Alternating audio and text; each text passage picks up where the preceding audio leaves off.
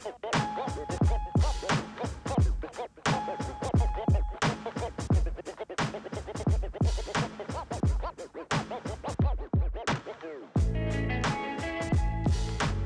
you guys are listening to Nothing But the Best.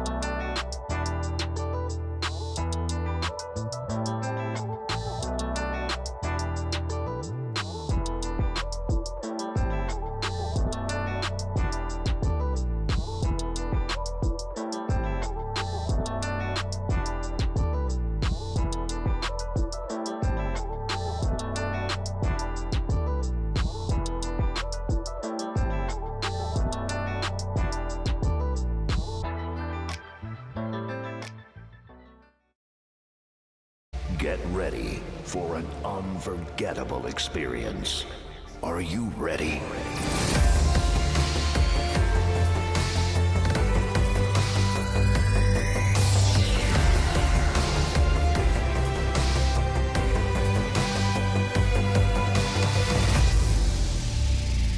Five, 4, 3, 2, 1. Let's get hyped.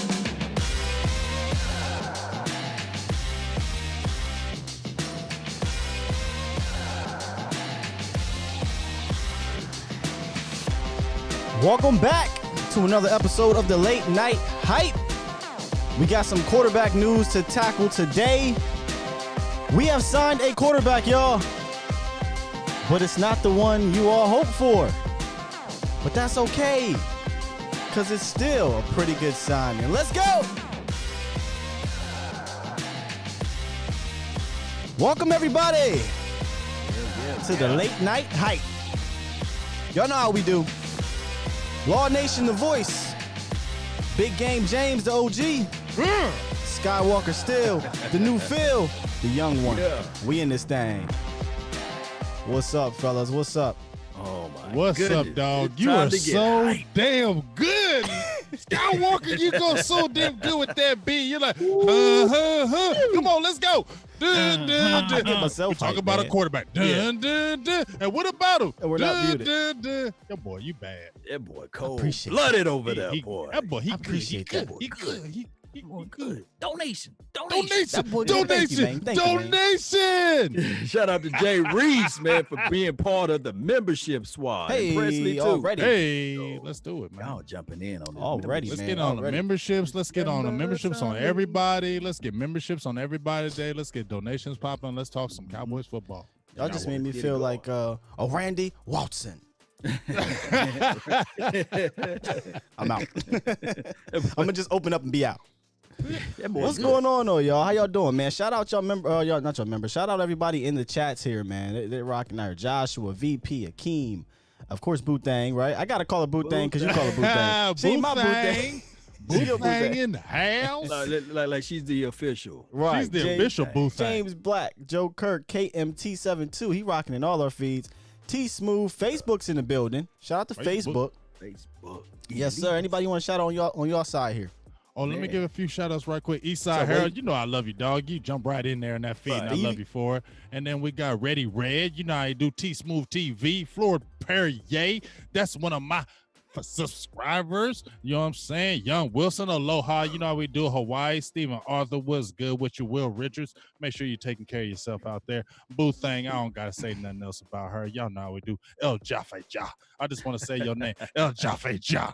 You feel Denver me? in the You building. know what I'm saying? I'm gonna give my hey ho for Ho. hey he said donation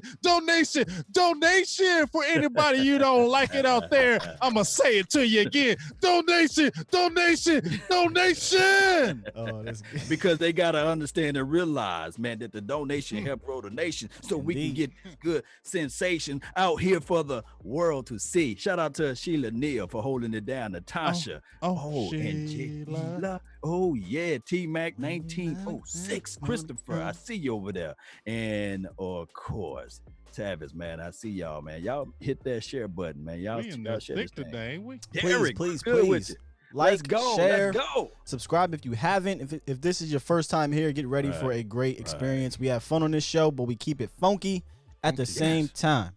If y'all don't know what keep it funky mean, that means Funky. keeping it real. You know what I'm saying? real. Just go Keeps check it real. DOC. Funky. And keeping it real might upset a few people today Oh, yeah. It's all right. because filter. quarterback was signed, Oh.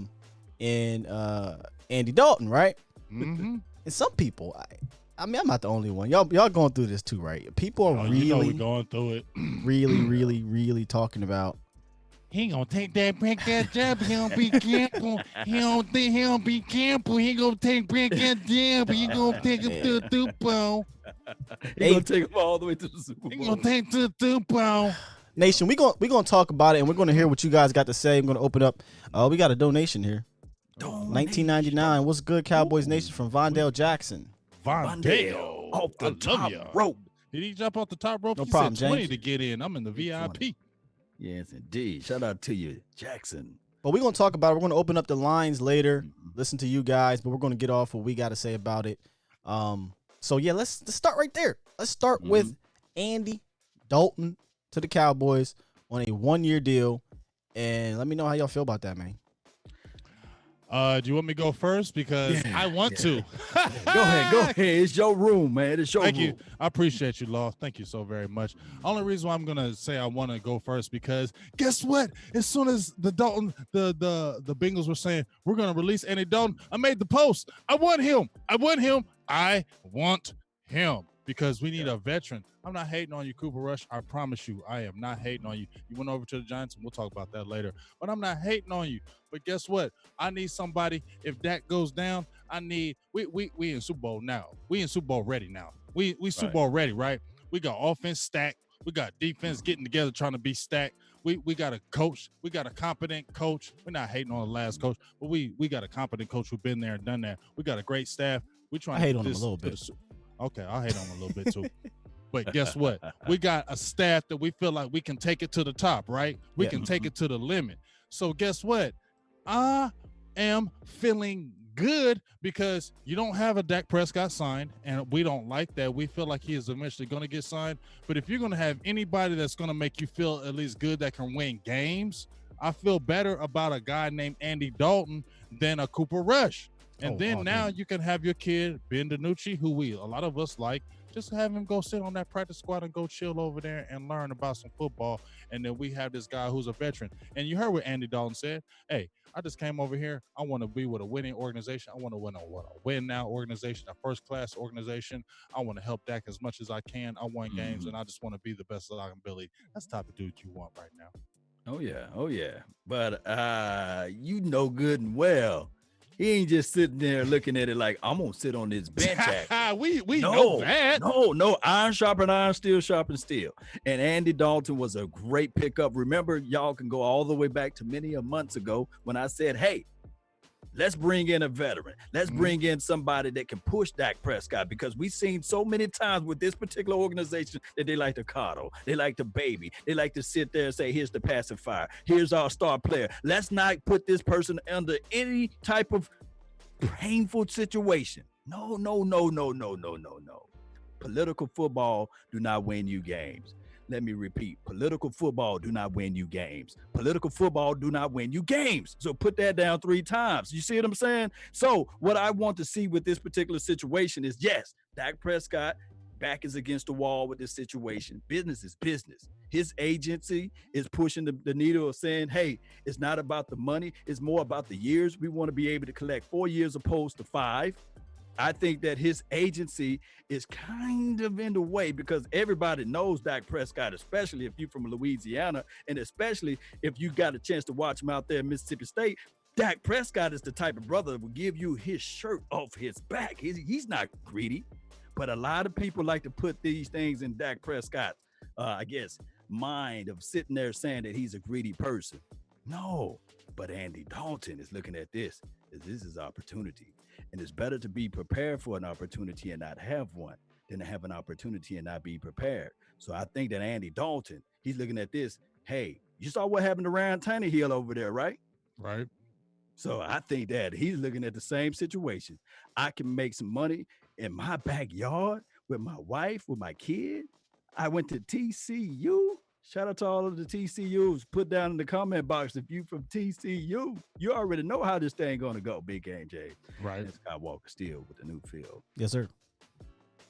Yeah, man. I personally think that this is all about being a backup, but don't hear it from me. Let's take a listen to what Jane Slater actually has to say about the situation. 1 second here. Gotta find the clip, guys. 1 minuto. Slater. Yeah, because if we say it, everybody whatever. But if Jane says it, just take a listen to what. Take a listen to what she got to say.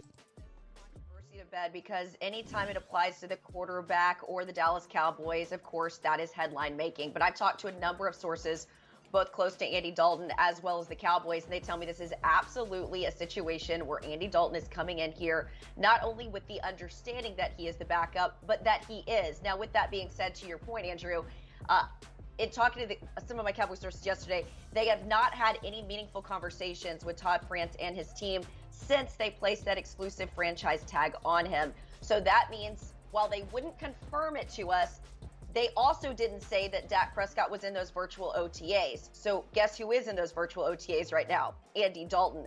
But the way they're looking at this is no different than what the Saints did with Teddy Bridgewater. They had a very good insurance policy there in the event that Drew Brees got hurt. And look, Brees did get hurt and helped sustain them to help them make a playoff run.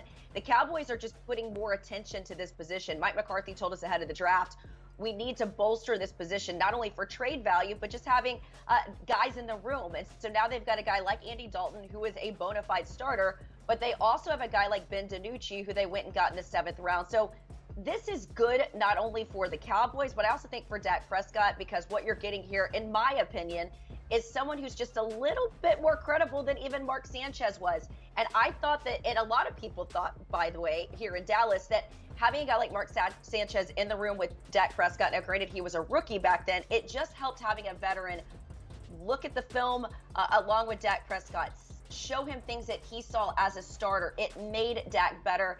And of course, they don't have a guy, like they had with John Kitna last year. Of course, they've got Doug Nussmeier and they've got Kellen Moore, but at least you're bringing in a veteran player that I think is just going to help elevate Dak Prescott's game. But just make no mistake, everyone I've talked to has told me they are still all in on Dak Prescott. He is their franchise guy. You heard it there. You heard it there first. Good stuff. I mean, hopefully we can put that to bed, but obviously not, right? We got to kind of dive into Andy Dalton and what it all means. But I like what she said there. I want you guys kind of touch on it. And it's true. Dak hasn't had a veteran in the quarterback room since his rookie year, Tony Romo and Mark Sanchez. And from everything we've heard, it was mostly Mark Sanchez. Now he has Andy Dalton, who's a little bit more accomplished. Is that not a positive for Dak? Well, I just still look at it like this. Remember, and I do know that our fan base is one of it's the strangest fan base of all time, right?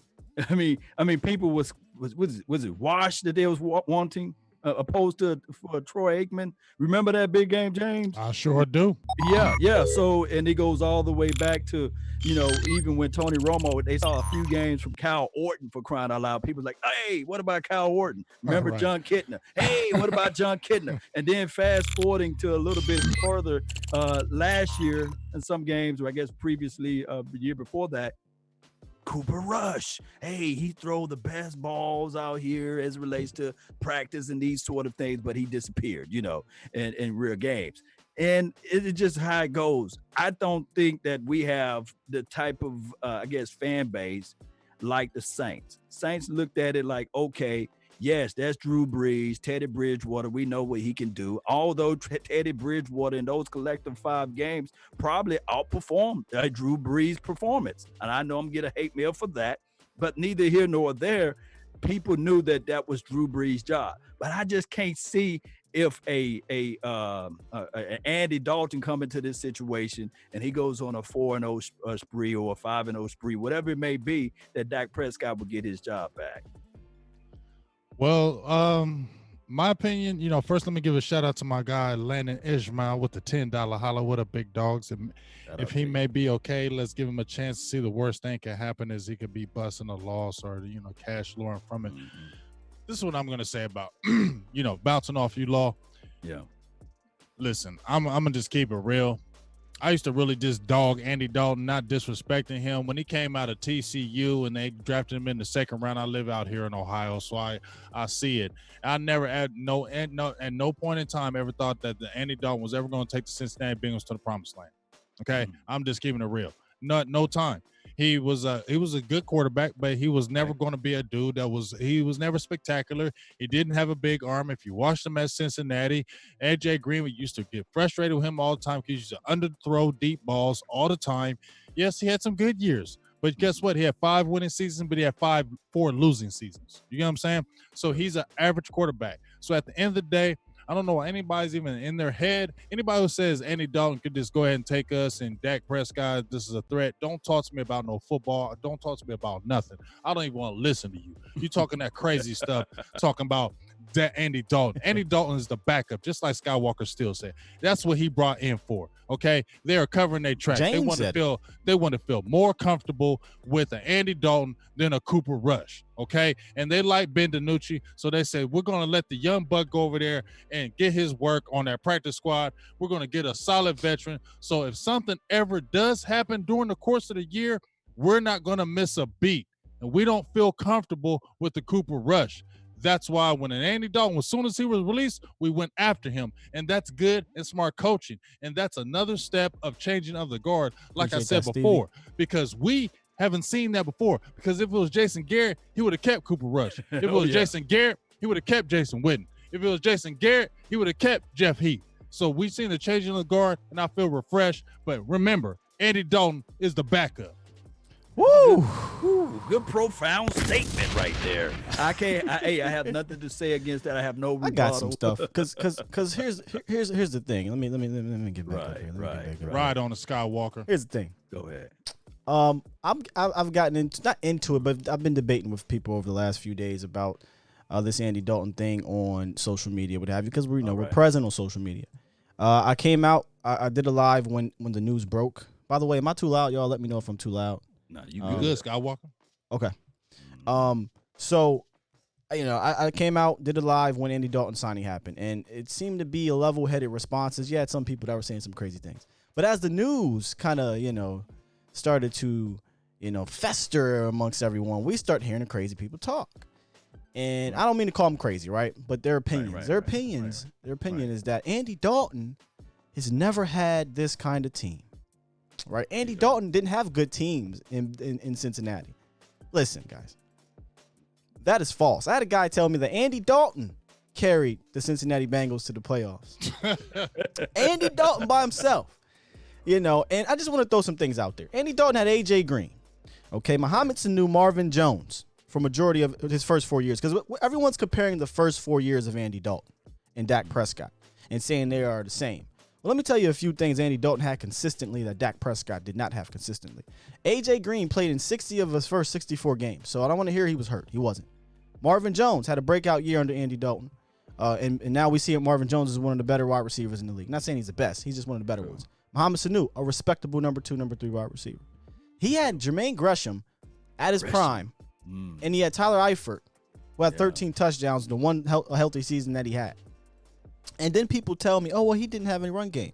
Okay, he didn't have Ezekiel Elliott, but he had a respectable enough run game where he had 3 1,000-yard rushers, 3 of them things. Okay, I'm not saying there's Zeke. I understand that. Oh, but let's go look on the other side of the ball. Okay, because he had a very good defense. Remember, Mike Zimmer was the defensive coordinator in Cincinnati for 3 of Andy Dalton's. Hired to Minnesota because he was balling. 3 of Andy Dalton's first 4 years, Mike Zimmer was a defensive coordinator, and he led that team to very good defenses. I mean, very good defenses. They ranked in the top 10, guys, in takeaways per game. 3 out of those first, 3 out of the 5 years of Andy Dalton's first 5 years in the league. Can you say that one more time? One more time. They ranked 8th, and 7th. It was 3 times in the top 10 in takeaways per game.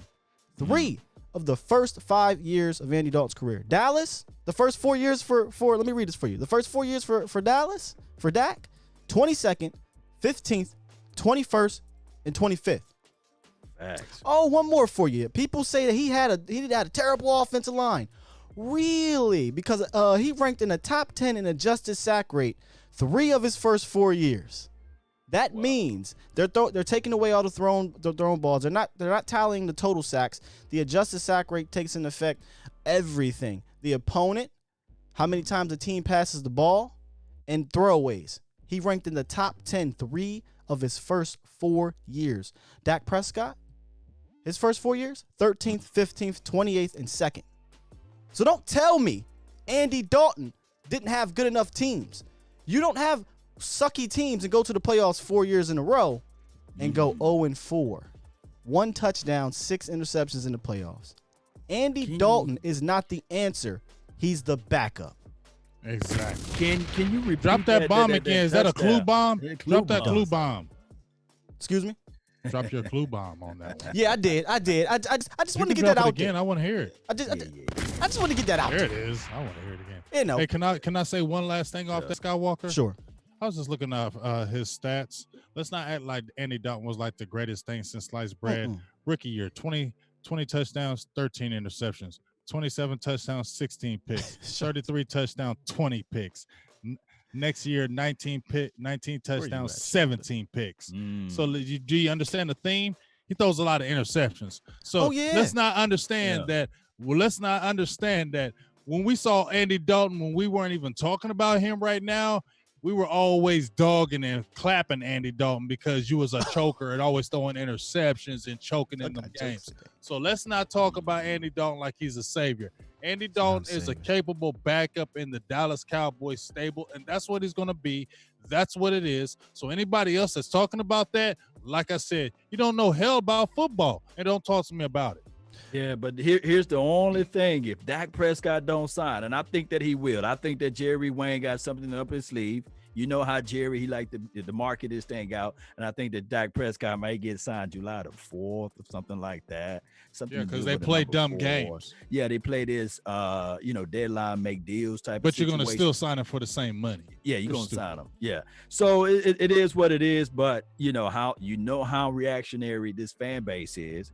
And the moment, Andy Dalton get that shine, you know how it goes, and it's just going to be hard. It's just this type of organization. We just don't handle these type of things the best way.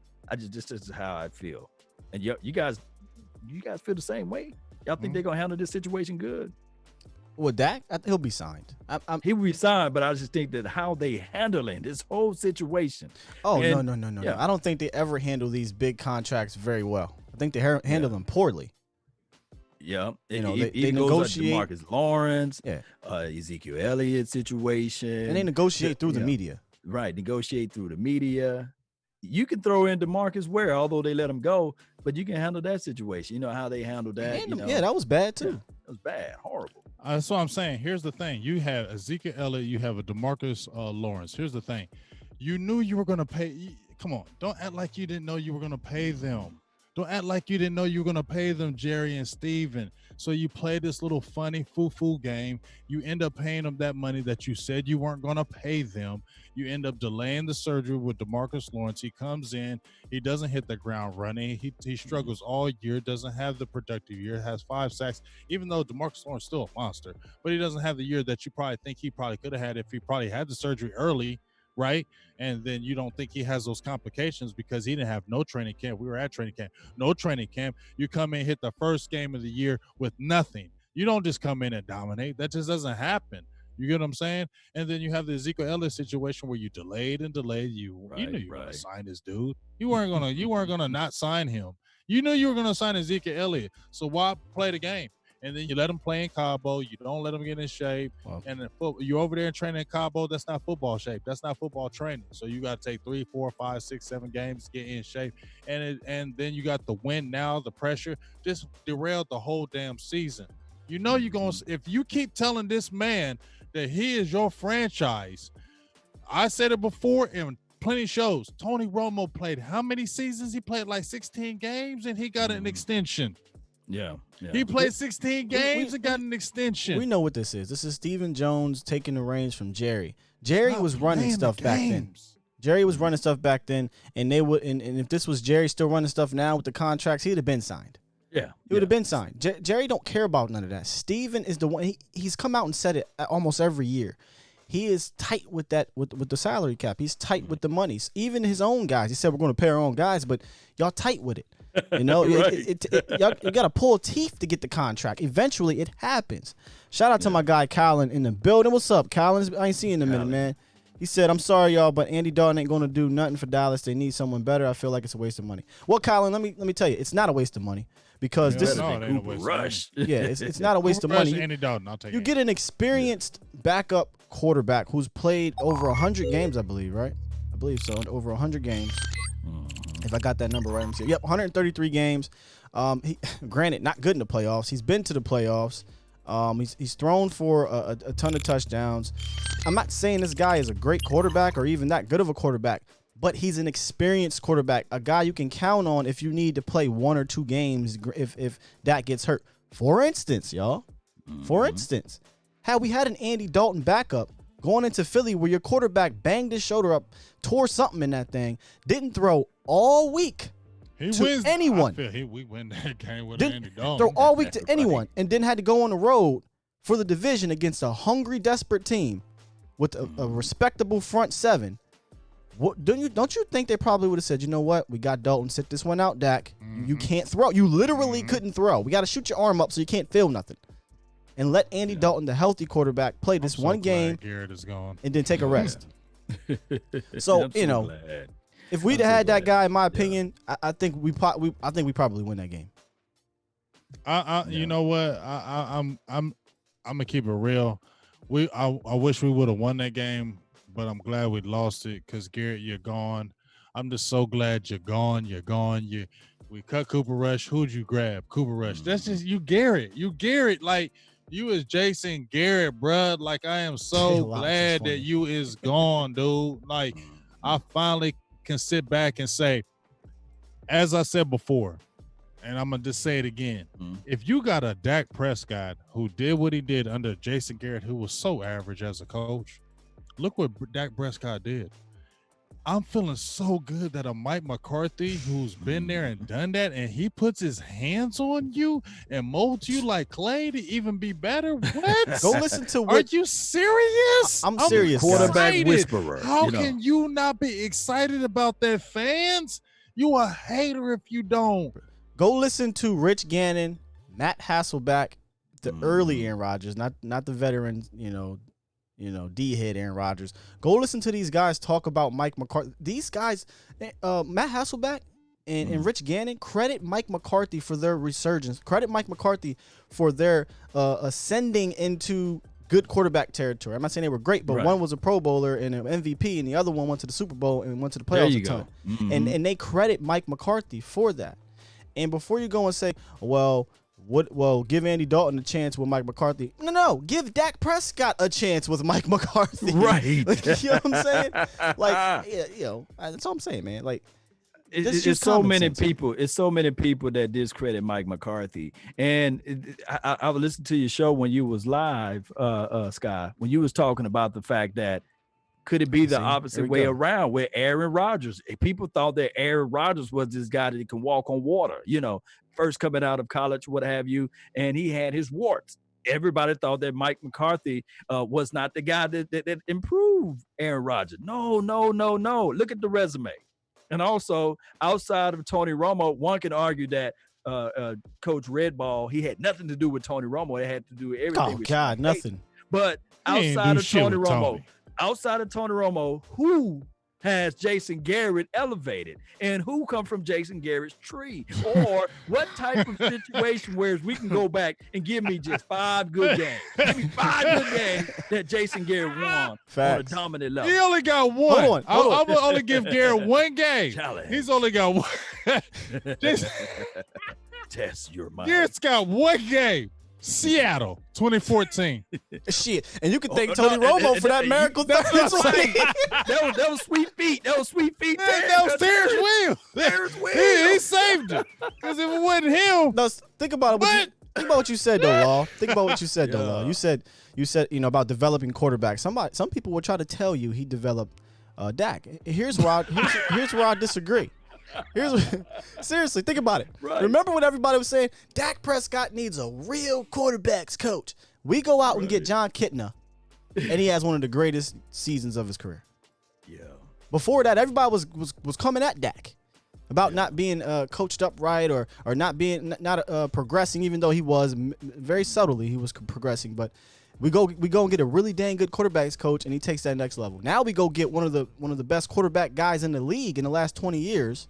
And we about to see what's up. So I'm just saying, give Dak a chance under Mike McCarthy, and let's leave this where it is with Andy Dalton. He is the backup quarterback, guys. Hold on. Jason Stevens, though, in my feed says, y'all laughing at Garrett, but Garrett's the one who who vouched does Dak to be the starter when Romo got hurt. Now look, Dak out here trash with no contract. Really? Trash. Oh, What? God. Man. All right. Tony, thank you for the $5. Okay. Reloaded. Reloaded. Hey, my thing is with this, and I know a lot of people look at this situation and say, well, he vouched for Dak Prescott to be the guy. Remember, I think it had more so to do with Scott Linehan. Scotty, he liked the play that was called, but Tony Romo, he would get out there and say, "Oh, change that thing." White 80, How many times we see Romo snap them damn fingers? Kill. Kill. How many times we heard kill? Snap them fingers and say Hey, bro, kill. Tony Romo killed the play so much he about to go on trial for murder. We understood what kill was. We knew when Romo came up to the line. They put it on air. Whenever we watch the Cowboys game, they put the sound so you can hear him say kill, because he knew he was killing the play every time. Killing the play. It let me know where I lied. But Tony Romo, I'm telling you guys, if Tony Romo stayed healthy, you know what I'm saying? And I made a post like this before a couple of months ago. I said, what's the difference between Tony Romo and Drew Brees? What's the difference between Tony Romo and an Eli Manning? Consistent What's the difference coaching between the Tony Romo, and an Aaron Rodgers? You mean to tell me if you had Aaron Rodgers to get a Super Bowl with Mike McCarthy, you don't think that Tony Romo would have been able to get one with Mike McCarthy? Come on now. Or even Sean Payton when he was under him. Here's another interesting tidbit on that, on those franchises, right? That the Cowboys haven't had that luxury, in my opinion. Those franchises have had consistent good coaching, one, and there's been stretches they had consistent, very good talent. Hear me out, because a lot of people will tell you this false myth that Dallas has been running out Super Bowl amazing talented teams year in and year out, but will forget to admit that on offense in 2017 we were with baby tight ends and a receiver by committee that you couldn't even name right now if you don't, Deontay Thompson, Allen Hurns, Tavon Austin. We were geeked about Deontay Thompson because of speed. That's crazy, right? If y'all think Big Game James is lying, check out my film session. Hold on, and then they won't. Then what they won't tell you is after 2016, when we all, everything was 13-3. We felt good about going into 2017. Here's the problem. They didn't do a damn thing to upgrade their team. They got comfortable. They came back with Terrence Newman, Des Bryant, and what's the little guy named Cole Beasley. Terrence Newman ain't shit, guys. We know that. Des Bryant, wow, Des Bryant, we all love him. Come on, man. You still need to You still need to get somebody else. You still need somebody else. Des Bryant, as much as we love Des Bryant, him by himself wasn't going to carry that passing attack, fam. and my only thing is with Des Bryant, I love and Bryce Butler. Butler. My God, Bryce Butler. The same damn receiving core with no upgrades. As if we didn't need to. Never had like. Can you imagine if Dez Bryant had a person that can take the top off the defense on the opposite side? Oh my goodness! Come on, man. All they had to do was look at it and say, okay, Cole Beasley and Dez. Oh, we can bracket Cole. That's what they did. Get the 1-on-1 and have the safety over the top on Dez, and that was the defense. They bracketed Cole, and they said, Dez, we're not afraid of you beating me deep. So we're just going to be physical with you at the line of scrimmage. The only thing we know we're going to do is going to just throw the ball up in there. We're going to be ready for that. Roll coverage. They're going to try to roll coverage this year, and Lamb is going to eat. And they're going to try to roll coverage this year, and Gallup is going to eat. And then you know what? Like I said, going to take it up the field. I'm not gonna make somebody like that. You don't gotta like them. I don't give a hell. You know what I'm saying? You ain't gotta like them. That's fine. I don't give a hell if you don't like them, but I do. And like I said, you had a team who he almost got 5,000 yards, and we were conservative.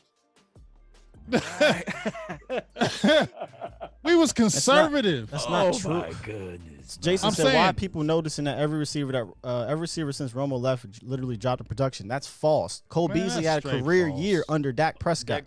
Man, hit him with the facts, man. Hit him with the facts. Kill him, Skywalker. I'm just saying, Cole Beasley had a career year under Dak Prescott. And Amari Cooper, who everybody was writing the hell off in Oakland, was getting on our case for trading a first round pick. Who was saying he ain't gonna say Dak Prescott can't save Amari Cooper, blah blah blah. And all of a sudden we get Amari Cooper and those two start killing it. It's Amari Cooper saved Dak. Right. Somebody's but throwing the ball to him, though. Can you talk about the resurrection for the nation on this guy that went and got his bag over there in Texan land? What's his name again? Started with a Randall. Randall Cobb. Wasn't he considered? Why did he get $9 million He was a considered year washed because of and Dak came to Prescott? Dallas, and Dak gave him 1,000-yard season, Dak. basically. Because of Dak. And now he's paid. Dak got you your contract, dog. Best Matter of season he had fact, in many years. Dak got Amari's contract because the Redskins was going ape nuts over him. Why? Why would they go ape nuts? You must have seen production. Oh, yeah, they're one of the most productive duos in the league since they came over in Dallas. I mean, I'm just asking people to use common sense when you use context as well when discussing the totality of this organization the last 4 years under Dak/Tony. I guess Tony in 2016 for a little bit. But we have to understand the common denominator is Jason Garrett. And as much as y'all say, well, you know, Big Red over there, the Red Rifle had Marvin Lewis. Marvin Lewis. Yeah. Marvin Lewis. He said Marvin Williams. He's thinking about Carolina basketball. That's my squad, actually. He's thinking about that basketball. Because Roy Williams was on the Twitter yesterday saying something. I like it, though. I like it, I thought you Skywalker. would He be a said Duke Marvin guy. Williams. You're not a Duke guy. You know, he a Carolina guy. He no. like that Marvin Carolina. Williams over there balling. And them baby blues over there. Real quick about that, everybody was on Bobby Hurley in the 90s, right? I ain't old enough to hate him at the Bobby Hurley days. I hated Bobby Hurley. But I hated J.J. Redick. That was my guy. Ooh, I hated him. Hated J.J. That's But he nice. Them two are close. They close. Of hating. Yeah, but Redick was the Hurley for me. Yeah, I got you. You know what I'm Hurley saying? was Hurley for me. But yeah, man, that's all, man. I'm just asking, you know what I mean? Use just common sense, man. That's it. They don't want to use common sense. Said Tar Heel gang. Tar Heel. There's some Duke don't- fans up in here. They don't want to use common sense. You know what I'm saying? Like I said, you don't gotta hate. You don't gotta like them. I don't give a hell. The proof is in the pudding that if you have a quarterback who was a 4th-round draft pick who came in and he was once again, when Romo got hurt, he didn't even get elevated second string. It was Kellen Moore. Did y'all watch Kellen Moore play in the NFL? Yeah. I'm not hating I'm not hating on you, Kellen Moore. But did y'all watch Kellen Moore in the NFL? And he was a second string over Dak Prescott, so that tells you they didn't think he was nowhere close to ready. And you get thrust in the lineup and do what you did in this year, that year to all the way to year 4. Man, shut the hell up. I don't care if you don't like what I got to say. That's my quarterback. That boy is a dog. And it was Kellen Moore. Y'all watch Garrett? Wait till what he's going to do with McCarthy. And I can't wait because when we get that Super Bowl, you haters, I'm going to remember your name. My memory is ridiculous. My memory is ridiculous. Hey, and then this is not to discredit Tony Romo. Tony Romo was a bad guy of finding ways to elevate those who need to be gone. Oh, yeah. Like Ogletree, remember him? Laurent Robinson. He made him 11 touchdowns. Carried Dak. 11 touchdowns. You never seen Laurent. What'd he do when he left Romo? Robinson. He went over to Jacksonville and did Jack Poo. He got that bread and said, hey, I'm gone. Because he wasn't good. Terrence Williams, I love him. But he didn't show up after Tony Romo left. Terrence Williams, he couldn't even make the XFL. He couldn't even make that team. He's not that good. He's not that's that what good. That's what I was trying to say about the had some magic. That's what I was trying to say about the people for whatever reason believe this team has just had this consistent amazing offense because of Ezekiel Elliott and a decent not all the time was this offensive line great. It wasn't. But a decent offensive line. Everyone just believes, well, Dak has had all these amazing weapons for 4 straight years in a row. That is not true. That's a lie. It's just not true, man. He didn't have a consistency in weapons until the second half of 2018 and all the way through 2019. And go look at his numbers when he had that. Right. The only thing that he had consistent was, how you doing, guys? That's the only thing that he had consistent out there. Yeah. Jason Garrett clapping. Jason Garrett moving the headphone from his face and spitting. And then you had the Scott Linehan with his situation. Everybody know what was going on. There's nobody out here saying, look, let's be real. Let's be real with it. Who out here, let's keep it real. Who was out here saying, man, we finna go into this game. We finna beat the hell out of this team. Hey, man, listen. I mean, when we played bum teams like the Niners. Hey, y'all. Can I just say this one thing? We've been watching our team for 10 years with Garrett, right? Talk to me. And I made this video a couple days ago. I said, when you watched your Cowboys, and don't you lie to me right now. Don't lie. Don't you lie to me right now. When you watched your Cowboys, you knew we were good. You knew we were talented, but you knew the damn outcome. You knew after the first few series how we were going to play and how the outcome was going to end at the end of the game under Garrett. Yes, you did.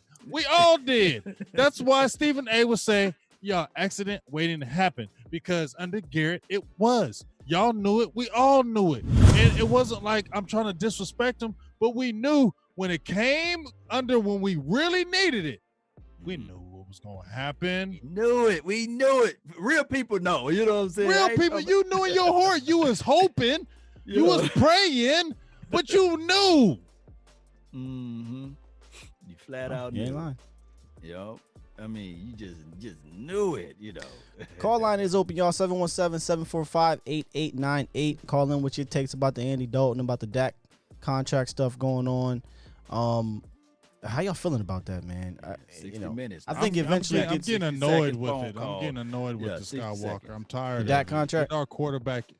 Get our quarterback in there, man. Like, man, it's just annoying, man. Like, you guys, you got Carson Wentz, you got Jared Goff, you got Aaron Rodgers, you got all these other guys under 4-year deals, but you want to keep on trying to latch on to this bullshit, and then it's like you end up giving DeMarcus Lawrence what he wanted. You end up giving Ezekiel Elliott what he wanted, and it end up messing and derailing the season. Why are we playing the same games again? Haven't you learned your lessons?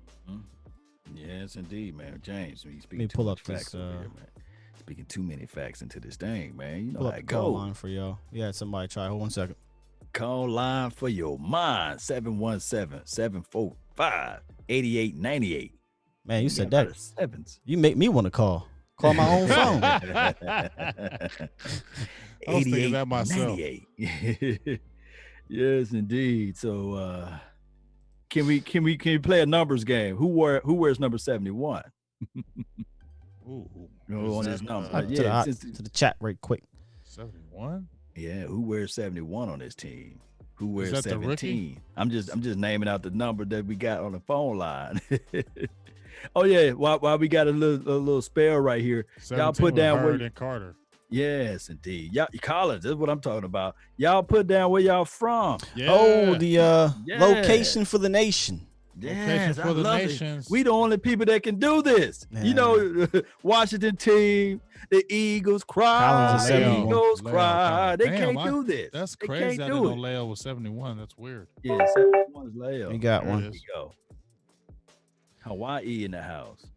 Aloha. Yes, indeed. Houston, Texas. We got from Virginia, Exeter. Houston, Ohio, 214 Dallas, OHIO.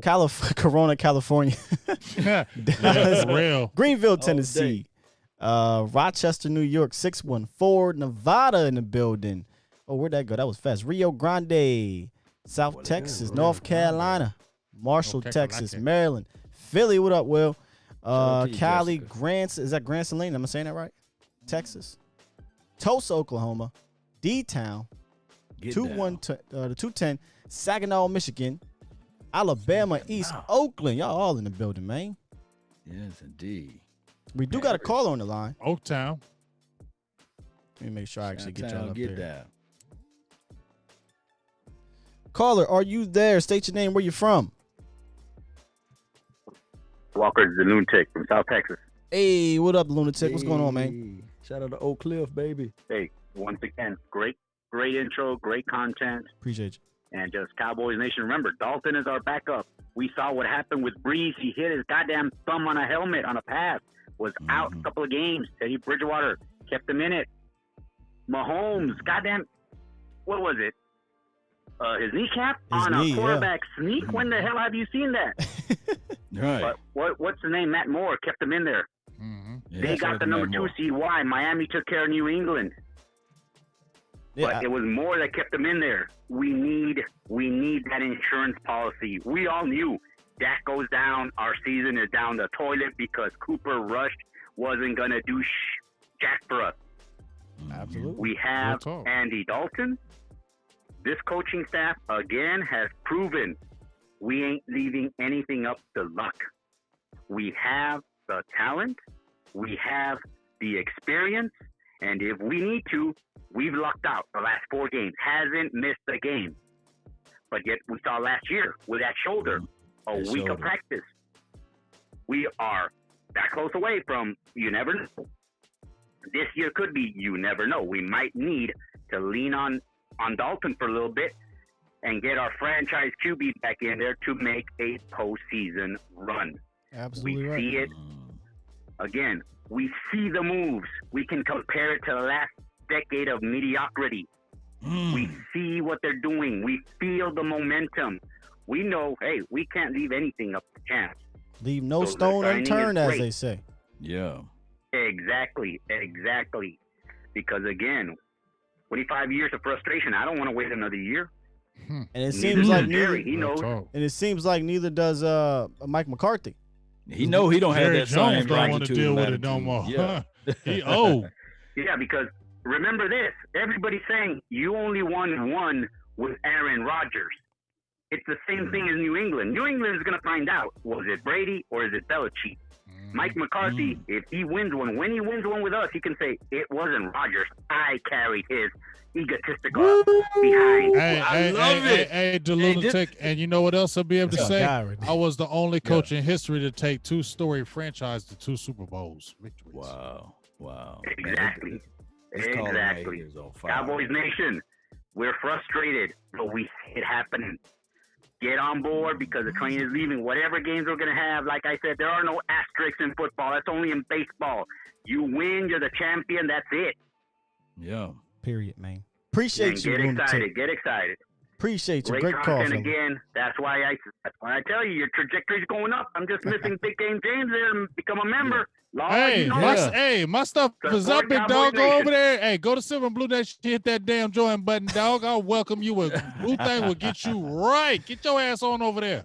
Yeah, get on over You there. know I'm doing it right now. There you Cowboys go. Nation, There keep you it up. go. Keep it up. Love it. Love it. Go. Give him, dog. give him Love a you. war call or something at the end of this call, man. Hootie hoo! Hootie hoo! I just dropped the bomb. Yeah, drop the He dropped the bomb. I love the lunatic. He come with some good ass shit. Yes, he Yes. does. Excuse my Good stuff, language. man. He Good makes me stuff. cuss. 717-745-8898. We're getting some people trying to come Hey, in. Blue thing, you can bring me a plate in here if you like.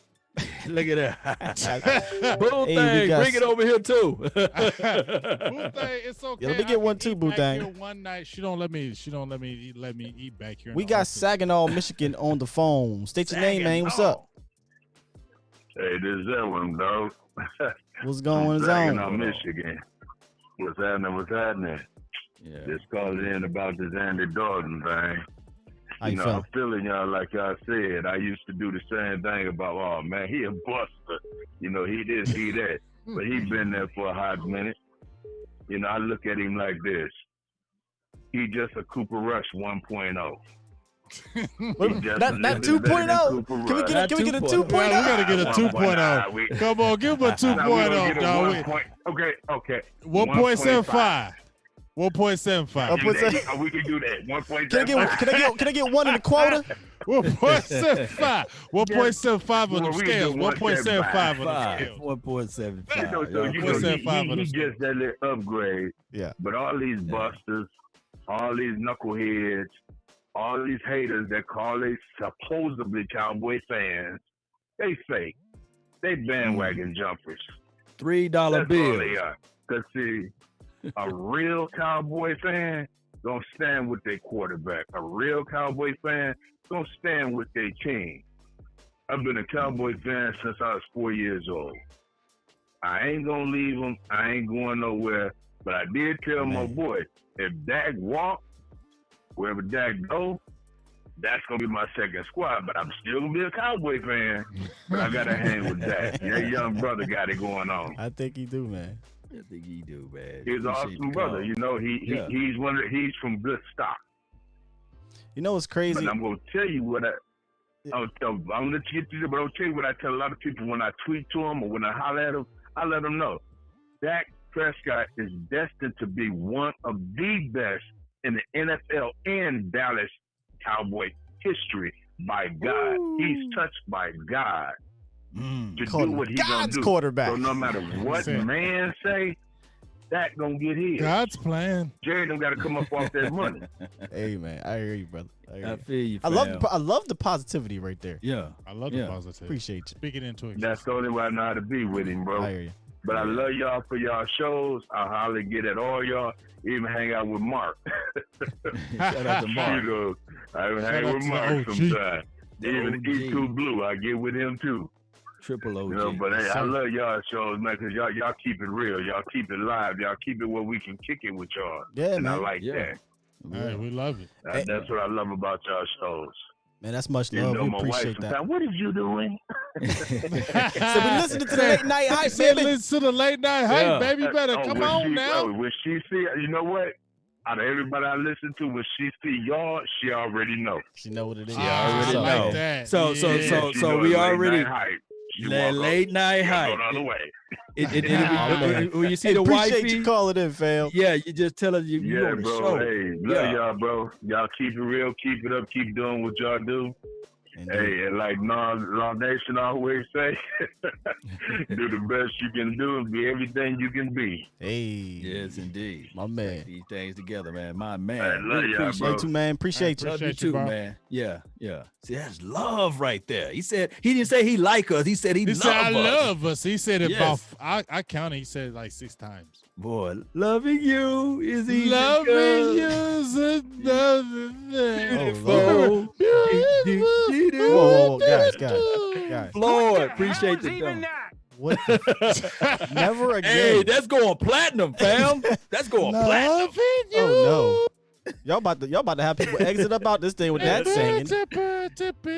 That's late night hype, baby. Shout out to you, Late- Floyd, We're again also for the late making night that hype. Appreciate $50. you. You gonna get Yeah. somebody talking about Who got a Dax holler? touched Who got the by holler? the finger again. You got the holler Floyd over law? here, Keefe. Yeah, I think that's how you say the name. Keefe Mm-hmm. Floyd. Drop 15 in there. Ooh, 15 get you in. 15 to That's get Dak in? Prescott. See, you see how it is? That's Dak Prescott college 15 to number. get in? You see, Can 15 we get a get you in. $10 holler over here Yeah. in Big Game J? I just need a $10 holler from somebody. It's just a $10. Oh, what? We got another on the 43 line. flex that says, welcome to BGJ Deluxe, a new Deluxe. member today. 43 flex. Shout I'm going out to give to you the ya. flex because they always give me the flex pose after they drop them donations. I've been waiting for you to get on the team. Thank you.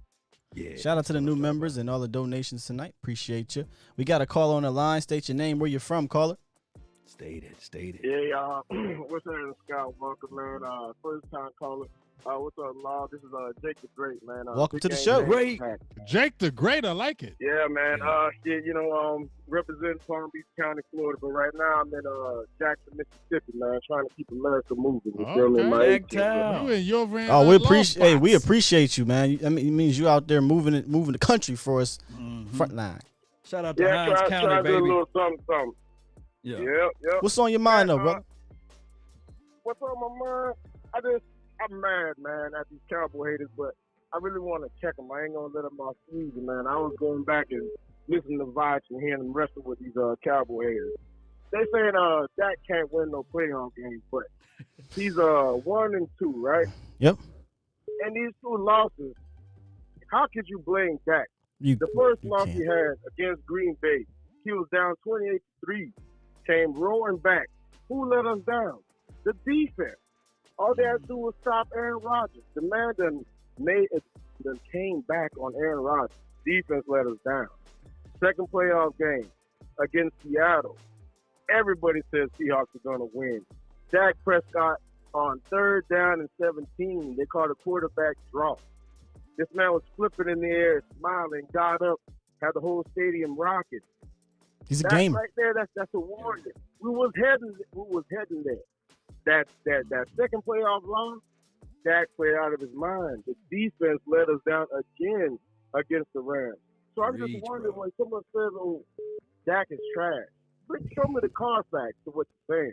You know what I mean? Because if you don't like him because Dak wears blue draws, and I don't like people that wear blue draws. That's cool, but show me the Carfax on where he's trash at. And Andy Dalton ain't trash. I kind of like him, but he's not better than Dak. Andy Dalton No. has regret from the player that he was, but it's great to have him because, like I said, Mahomes went down. Matt Moore came in and won them games. You know what I'm saying? Drew Brees. Drew Brees went down. Bridgewater came in and won the game. Carson Wentz. People can talk that shit. You know what I mean? Carson Wentz went down. Foles came in and won them games. You think McCarthy didn't sit on the sideline? You think McCarthy didn't sit on the sideline and see that?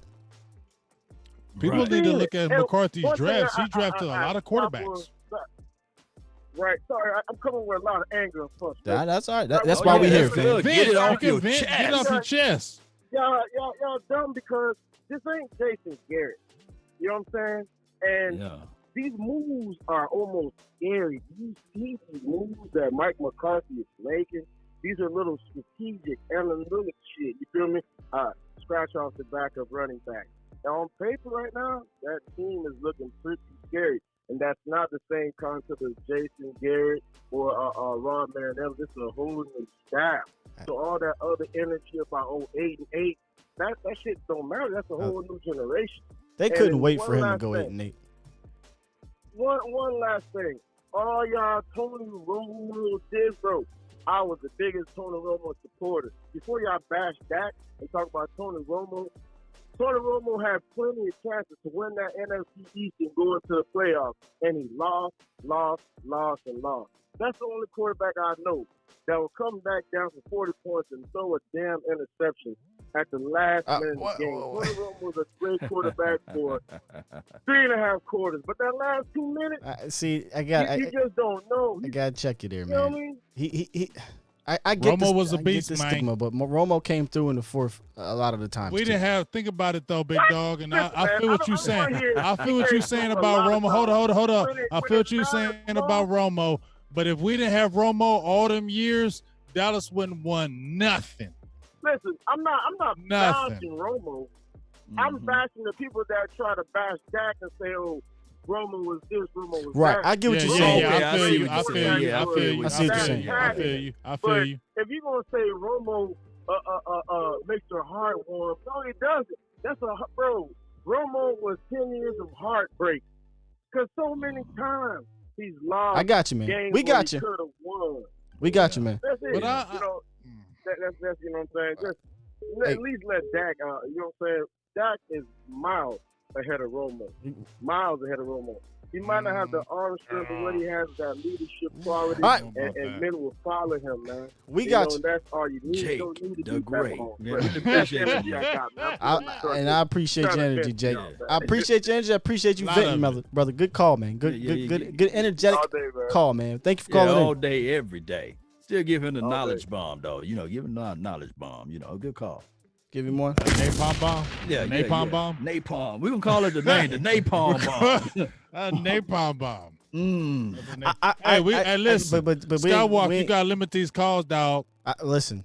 When they go, a minute to vent, and that's it. Y'all got a minute to vent, and I'm not hating. Hey, that's y'all. I love all y'all. My show, they go a little bit, but I get it. Y'all, you need 1 minute, 60 seconds, man. I saw a show. 1 minute, gone in 60 seconds. Y'all are the Yankers.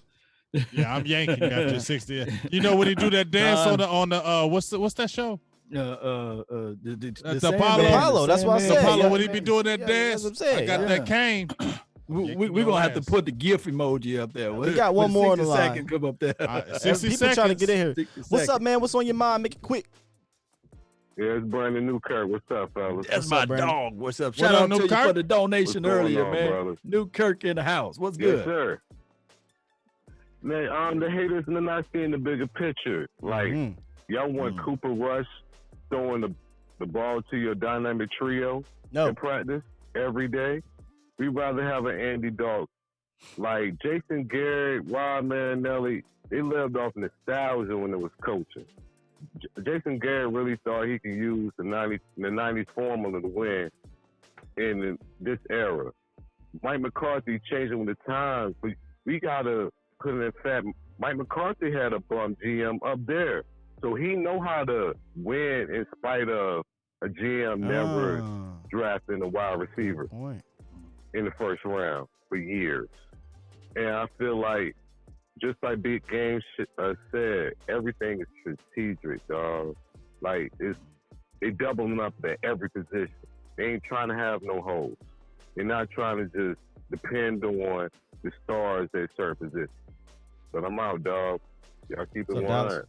Thanks, man. Appreciate that. That's how you call it. That's how you call it. In and out. That's how you do it. That's how Appreciate you do it. That's how you do it. Yes. Got it. Yoga fire. Yoga flame. That's a great call. I agree with him, though. He said they're missing a big picture, and this is what I tried to talk about when it first happened. Right. Y'all, stop trying to make this about Dak Prescott and look at the big picture. We got a quality backup, guys. And we just saw in Philly, in Kansas City, in New Orleans, when your starter goes down, you need a quality backup. Y'all confident? Y'all real confident in Cooper Rush? Hell to the no. Exactly. That's why his ass went right over to the Giants. So that's why dog. you got to look at the big picture here, man. And I don't know why Cowboys Nation tries to get divided with the quarterback thing. You know how I feel about the whole people saying Dak can't. I don't get why y'all say these things when the tape is right there to show you. This is Jason Stevens. I want him to call in because he's been going ham. I got for a 202 Romo. on the line. Yeah. You got 1 minute, Jason, to get off what you got to say because you keep talking about this Dak. You keep talking. I don't think that's. Call in. I don't know who this is. 202. What it do? Yeah. What it do? Hey, what's going on tonight? What's up? What up? What's up, man? Who this? Hey, what's up, Law? I'm JT Wavy out Law Chat. Wavy. I'm from Outlaw Scout. But yeah, I just think I'm happy with the Andy Dalton sign. Dak best year. Well, people say his most winning year. Last year was his best year by himself, but his most winning year 16 with Mark Sanchez and Tony Romo behind him. That was his most successful year, like altogether. I think we need that veteran quarterback that we haven't had behind him. I mean, that's a good point. Like most of the Super Bowls with young quarterbacks have always had a backup quarterback in their ear, giving them the experience, playing through them, or giving them like pointers and tips of what they learned over their whole career. But the more experienced quarterbacks like Tom Brady really don't need that or already have those things inside of them. You know what I mean? Yeah. I mean, that's a good point, man. Great call.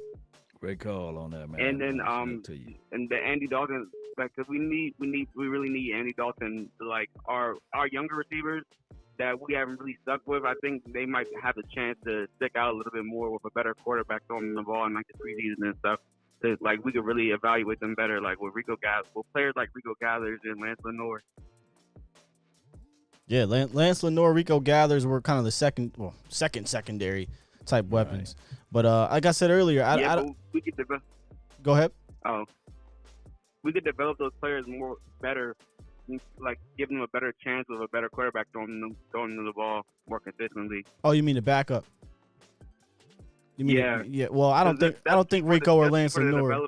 I don't think Rico or Lance Lenore is cut out. I don't think they're cut out. But I get what you're saying. Bringing in a guy who can help. It's a great point, actually. Bringing in a veteran backup quarterback who can help your younger guys that are down on the depth chart in case you might need them, like we did last year when in the Jets game. Ventrell Bryant, right? Cedric Wilson, right? Yeah. Great call, man. Great call and great point. Great point. Appreciate you, man. Baby. You guys have a good night. You too, buddy. Yeah, it's a good call. Hey, that makes sense. I get what he's saying. I don't agree with Rico and Lenore. I don't think those guys are cut out.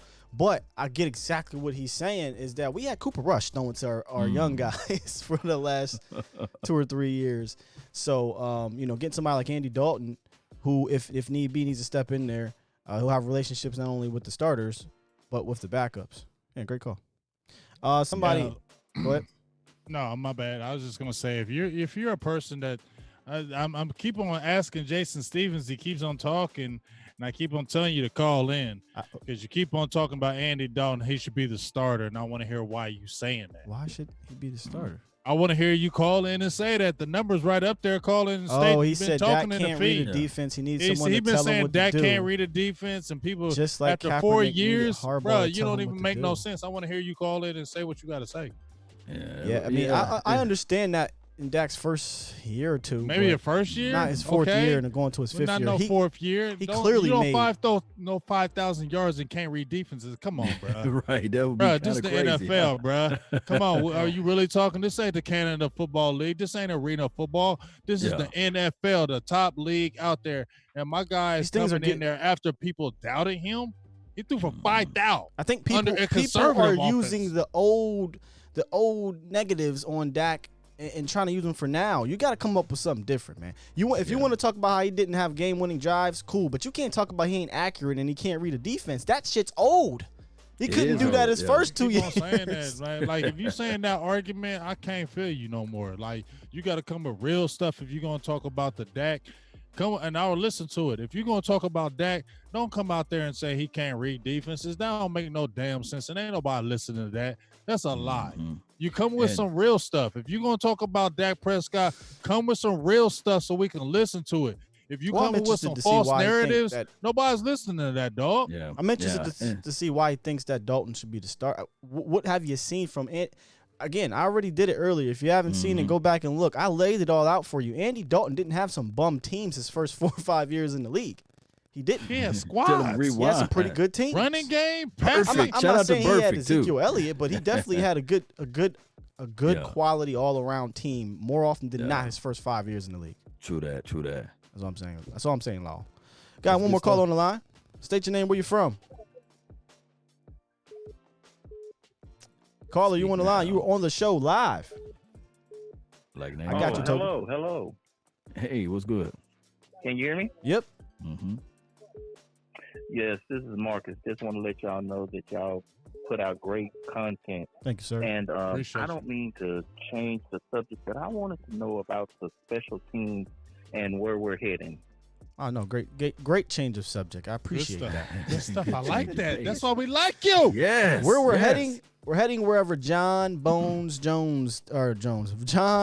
Fossil takes us, who is one of the best special teams coaches in the NFL. And I think he's going to have a drastic impact on our special teams. If you look at his resume throughout his career, it's been mostly very good to decent special teams play. And we've had very bad to below average special teams play the last, 5 years? So, yeah. Who was the last best special team coach we had? Was it Joe D? Joe D, I think. Joe D? Okay, so I think that. You talking about D. Camillus? Yeah, D. Camillus. Well, he's the last. Yeah, he went to. I think he went to. Oakland. Got hurt and broke his back or something. Yeah. So if you don't mind me asking, who are some of the candidates that we have for the return game? CeeDee Lamb and Tony Pollard. Tony Pollard on kick returns and CeeDee Lamb on punt returns. Okay, so I was about to say which one, because kick, I don't even count no more.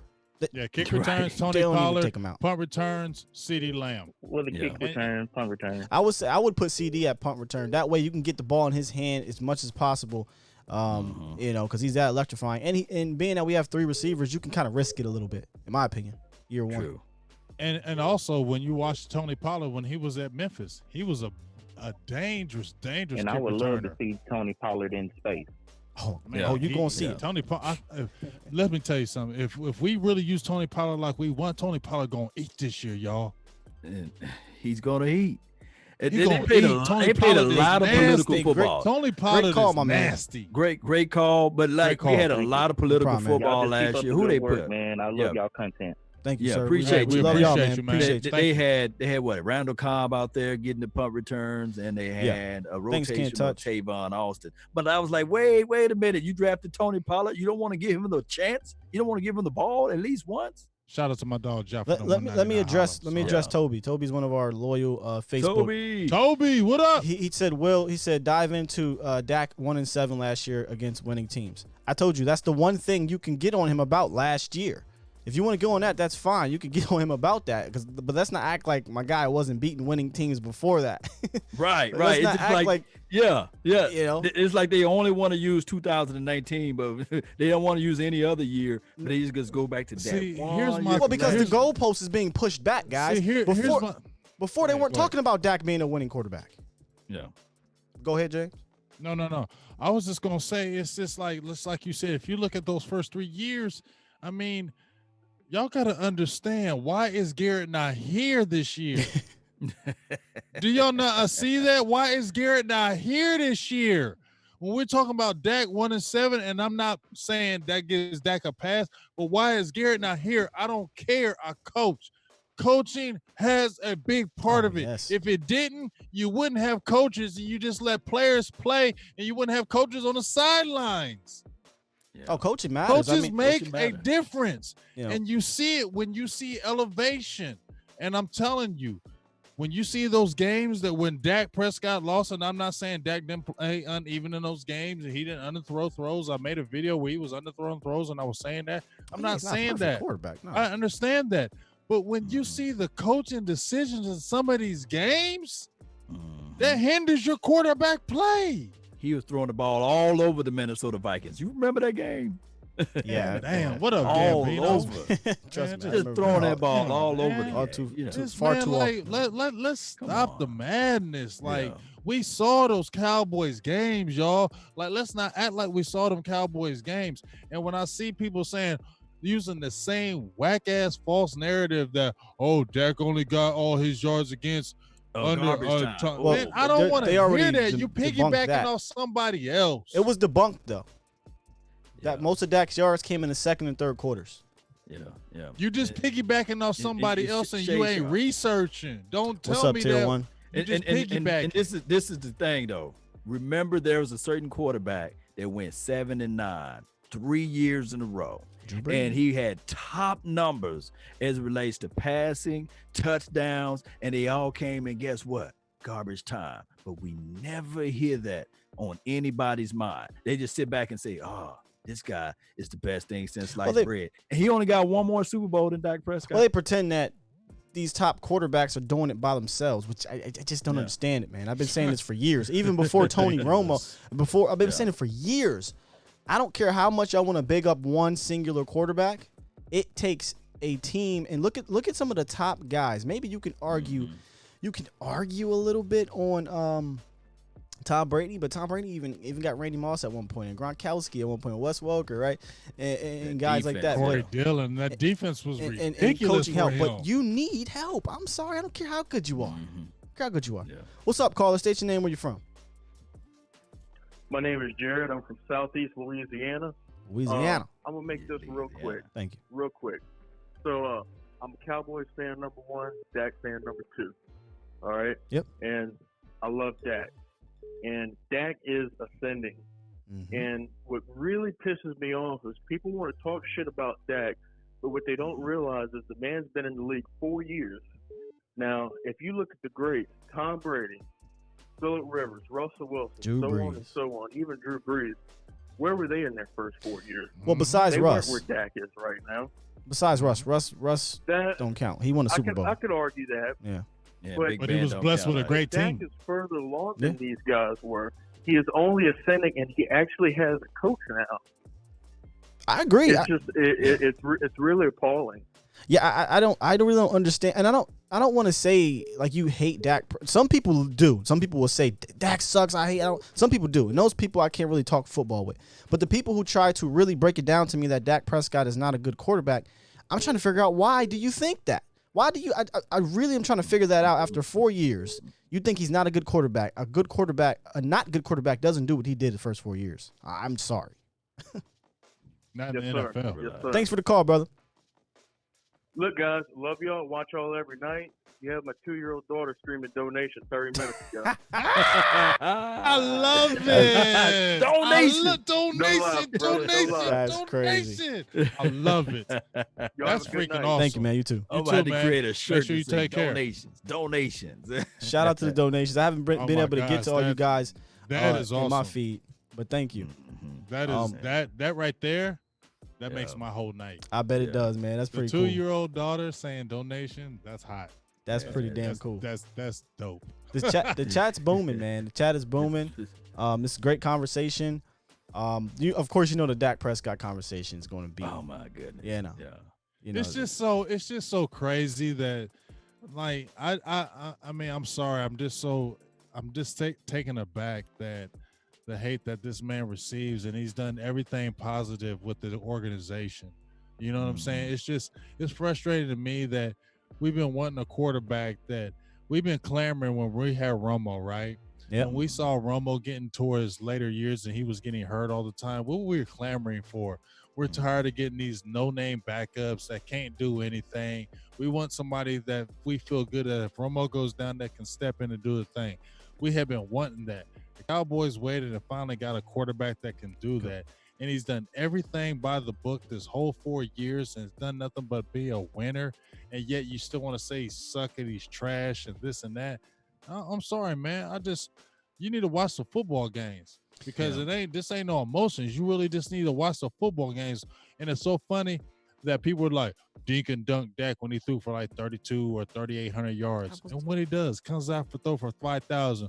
And then what they want to find, oh, he was this against winning teams. They're always trying to find something because they ain't got nothing. We had a question from Glenn. He says, who will be the play caller, Kellen or versus McCarthy? That already has been, you want to tell him, Law?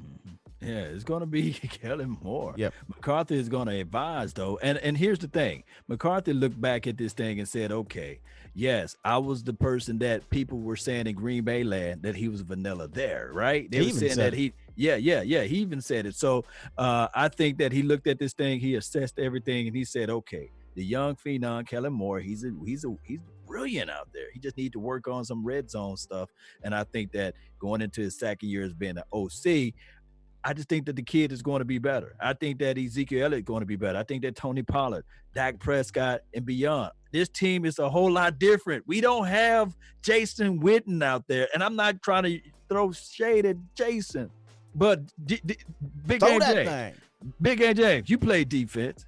Hell yeah. What you would do on a Jason Witten route? Tell me what you're going to say. I'm sitting right there. Sitting right on that 5 yards, sitting right there waiting to hit your ass. Right. You ain't going nowhere else. Ain't going nowhere. And guess what? If Jason Garrett was still here, Jason Witten still would be the starting tight end, and that's pathetic. How you doing, guys? Jason Witten catch the ball, fall right the hell on down. What's up, caller? Real talk. State your name, where you from? You know it's Eastside to go. What up, Eastside? What up, Eastside? Eastside. I love Eastside. Oh, yeah. Man, I just Make it quick, Eastside. Don't you be talking long, Man, Eastside. y'all got a real quarterback in there now. Andy Dalton, man. Shut the hell up. Bye. I have to commend y'all. Get the hell off of here. Bye. Bye. Click. Hang up on us, Skywalker. No. Keep him here. Hey, Eastside. How many? I love Eastside. Hang up. How many catches D-Hop gonna catch this year for the Texans? Oh man, it don't matter. How many sacks DJ Ritter gonna get? How many sacks DJ Ritter gonna get? He's that good, brother. He's a Dan Marino, brother. You don't need those great receivers. What? So if Randall Cobb don't put up the numbers he put up last year, and y'all paying him $9 million. Y'all paying him $9 million. I love your owner. I love your GM. He terrible. Eastside, man. Y'all hit up Eastside. I appreciate you, man. When you got that guy at the trigger, he terrible. You know Charles Barkley terrible. Ho, Big Game James. You heard what he said? What'd he say? He said, "Oh, when you got that guy at the trigger." Okay. Y'all record that, okay? Oh, man. Eastside, you know what the hell it I'm is. just touching base with y'all. I know you're not gonna let me get off tonight. Hell no. The lines is off the chain. Man. You know you can't handle that realness. Who? Look, Eastside, you started. Let me get you out of here. Don't you do it, Eastside. I'll be texting you after I get off here. Don't you do it. You know what I wish, though? You know what I wish? He gone. Hey, real quick, let me get to I'll Bring It, man, with the $10 donation. Thank you, sir, the super chat. He said, $10 holla. He said, are you worried about the way Stephen Jones is tight with the salary cap, that this could keep us from obtaining pieces to win it all, especially defensively? Can I get that right quick? Go ahead. This is a conversation we have often on my channel, Bring It, is that Stephen Jones is a love and hate relationship. You love him because he is responsible with the salary cap. You hate him because he's too responsible with the salary cap. So do I think it will stop us from winning a Super Bowl? It's hard to argue that, right? Because what they've been doing for the last 5 to 10 years hasn't worked to get to that level.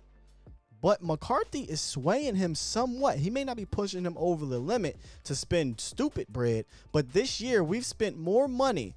We spent more percentage of the cap with outside free agents than any year under Jason Garrett, I believe.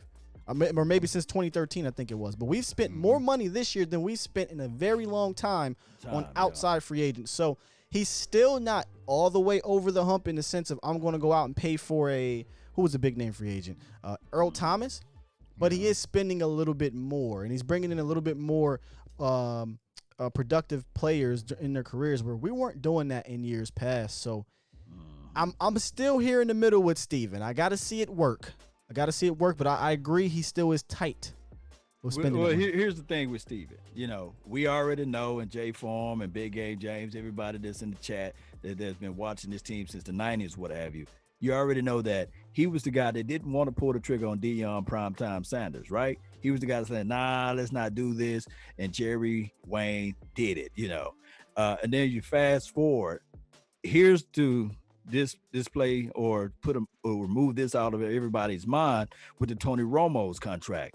I don't think that Stephen Jones have the flex power like he have today when Jerry Wayne was trying to pay Tony Romo. You know, I think that that's the difference between the two. I think that Jerry is willing to pay people. I think that Jerry would not hold out with this type of situation. I think it's a combination of Stephen Jones and Jerry Jones of the way this team is looking like the way it is since the last, maybe 5 years, 6 years now, maybe 7. But I think that Stephen Jones is more stingy with his pocketbook, and Stephen Jones is the hard nose, the bully, the bad cop, and Jerry Jones is the good cop. Let me know if I'm wrong, Cowboy Nation. I think I agree. I'm all open to all suggestions.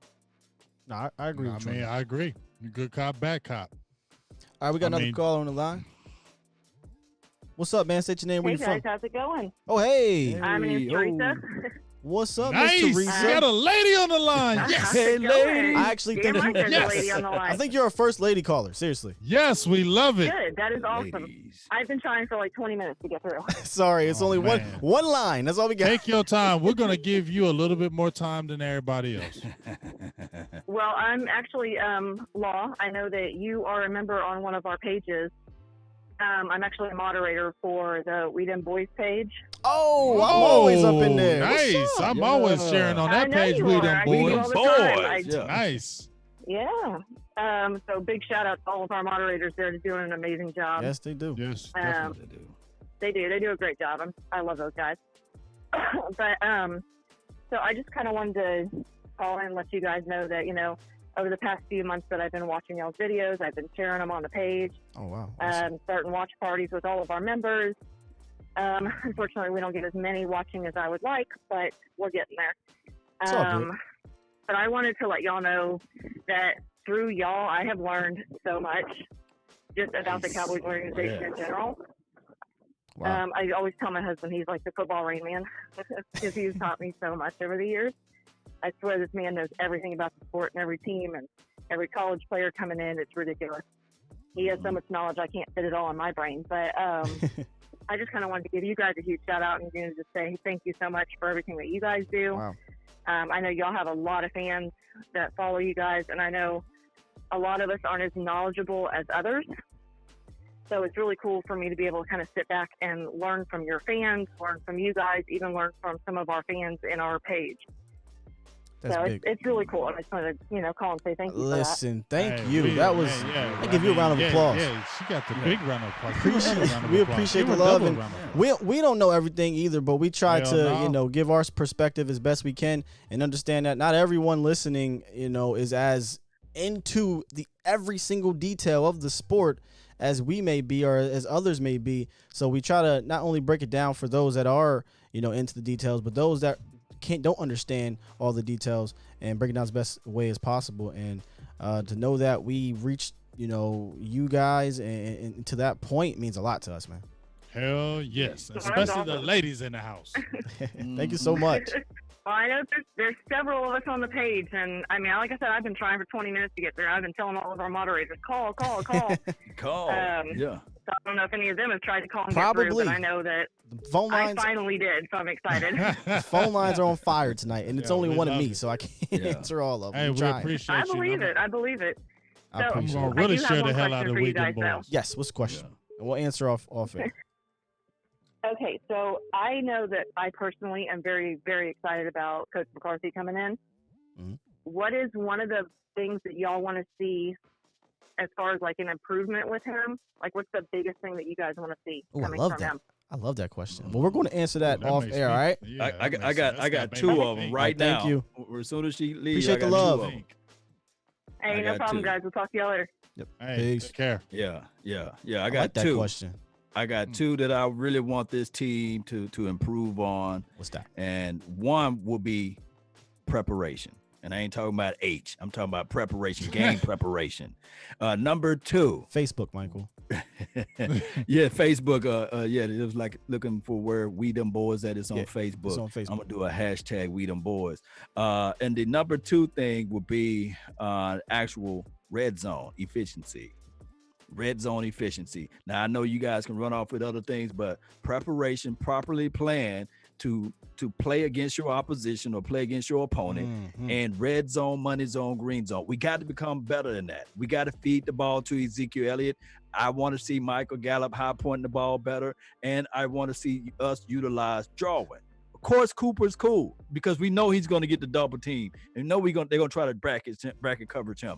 But I want to see those two things to improve on this particular team. Y'all can talk about special teams and field goals or whatever, but those are my two. I don't give a hell about no special teams field goals right now. I'm talking about some damn aggressiveness. That's the improvement that I want to see. That's a good because for 10 years we've been conservative as shit. Excuse my that's language. I'm sorry I didn't mean to cuss like that, but that's just how I feel.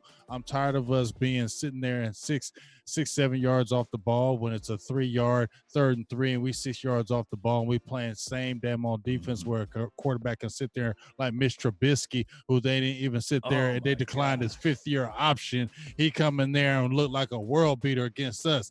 That's the stuff I don't want to see no more. I want to see aggressiveness. I want to see 40 yards. I want to see 40 points. I want to see 35 points. I want to see explosiveness. I want to see attacking, attack.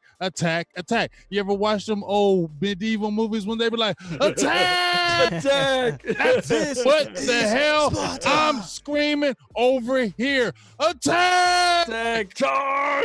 I'm going. Yeah, pretty much hitting on all the points that I would want to say, but I'll say something else. But I want to touch on what Law said about preparation. To me, that's number one. And what he means by preparation is the week-to-week game planning against your opponent. That was so big to me because throughout the Garrett administration, we didn't really see that. All we saw under the Garrett administration, and I say it all the time. Well, how you doing, guys? We're going to do what we do, no matter if we're playing on the parking lot, in the moon, or on the field. We're going to go out and we're going to beat the man in front of us.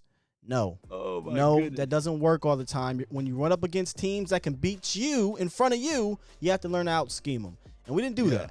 And I want to see, as McCarthy's time off, if he can come in and do that week-to-week preparation. But if you listen to Steven, don't listen to Jerry. Listen to Steven.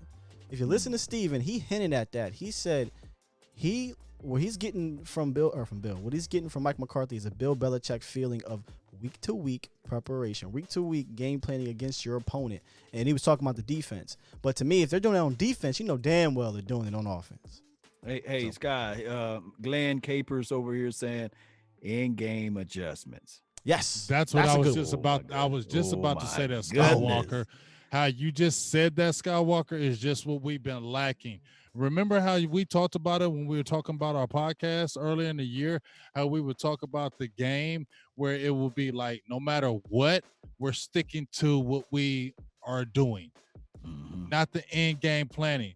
Because remember we was talking about when we played New England Patriots, and the reason why the New England Patriots were so good is that they don't do it as the script. They do it by series. They switch it during the series. We were playing this defense, but you're doing this. Second. We're switching everything up, and we're going to this because we're prepared for it because we studied every single layer. So there's nothing that you're going to show us that we're going to sit there and be like, and that's the problem with the Garrett era. I mean, look, that when teams would come up with something crazy, we'd be like, look at the Jets game. And I got to use some objectivity for this right quick. And I'm not going to throw him all the way under the bus. He did make the adjustments for the Jason Garrett apologies as relates to the third quarter. Remember, we was like, we can't wait to get to the third quarter. Can't wait to get to the third quarter because it take him so long when he get punched in the mouth and they leave him with the raggedy tooth. He can't fix it until the third quarter. Now, that was the only thing that Jason Garrett was able to do. And that's last year? Well, not last year. Maybe last year we had some good third quarter numbers, though. I was supposed to say maybe last year, and I don't even know if I attribute that to Jason Garrett changing anything. I don't think he changed much as anything. You don't think he changed anything? No, I think the quarterback got into a groove. wow. Okay, yeah. That's just my opinion. I mean, you can say it's wrong, but I just personally think your quarterback got into a groove, or your running back got into a groove. I don't think much of anything changed from quarter to quarter with Jason Garrett. I'm just how I feel about it. But because here's an example, the Jets game, your wide receiver goes out, right? And we continue to do the same. You're playing against if you didn't know this going into the game, you're playing against a very aggressive defensive coordinator that likes to blitz. Every down, you're playing. Then against your wide Greg receiver freaking- goes out, and you don't make any adjustments to do any screens, tunnel screens, quick passes to get the ball out. None of that against this sorry ass team. They weren't that sorry at the end, but at the time. Right. And Dak got his ass beat the Got hell beat up. down. That He game. didn't make any adjustments, man. So, True. we got another call on the line. Sorry for that hold, man. What's your name and where you from? Hey, you already know, Locks, man. Locks, man.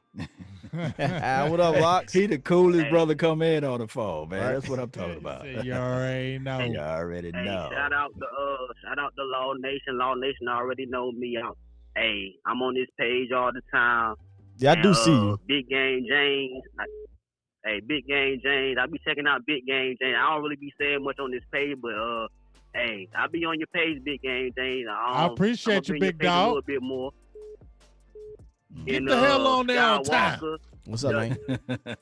Hey, Skywalker, the Mr. Production. Hey, That's the young Jedi. I like your production. I hope your production. Thank you, You know what sir. I'm saying? The music, all that you be doing, I fuck with it. You know what I'm saying? Appreciate that, man. But I'm gonna make it quick and I'm gonna hang up.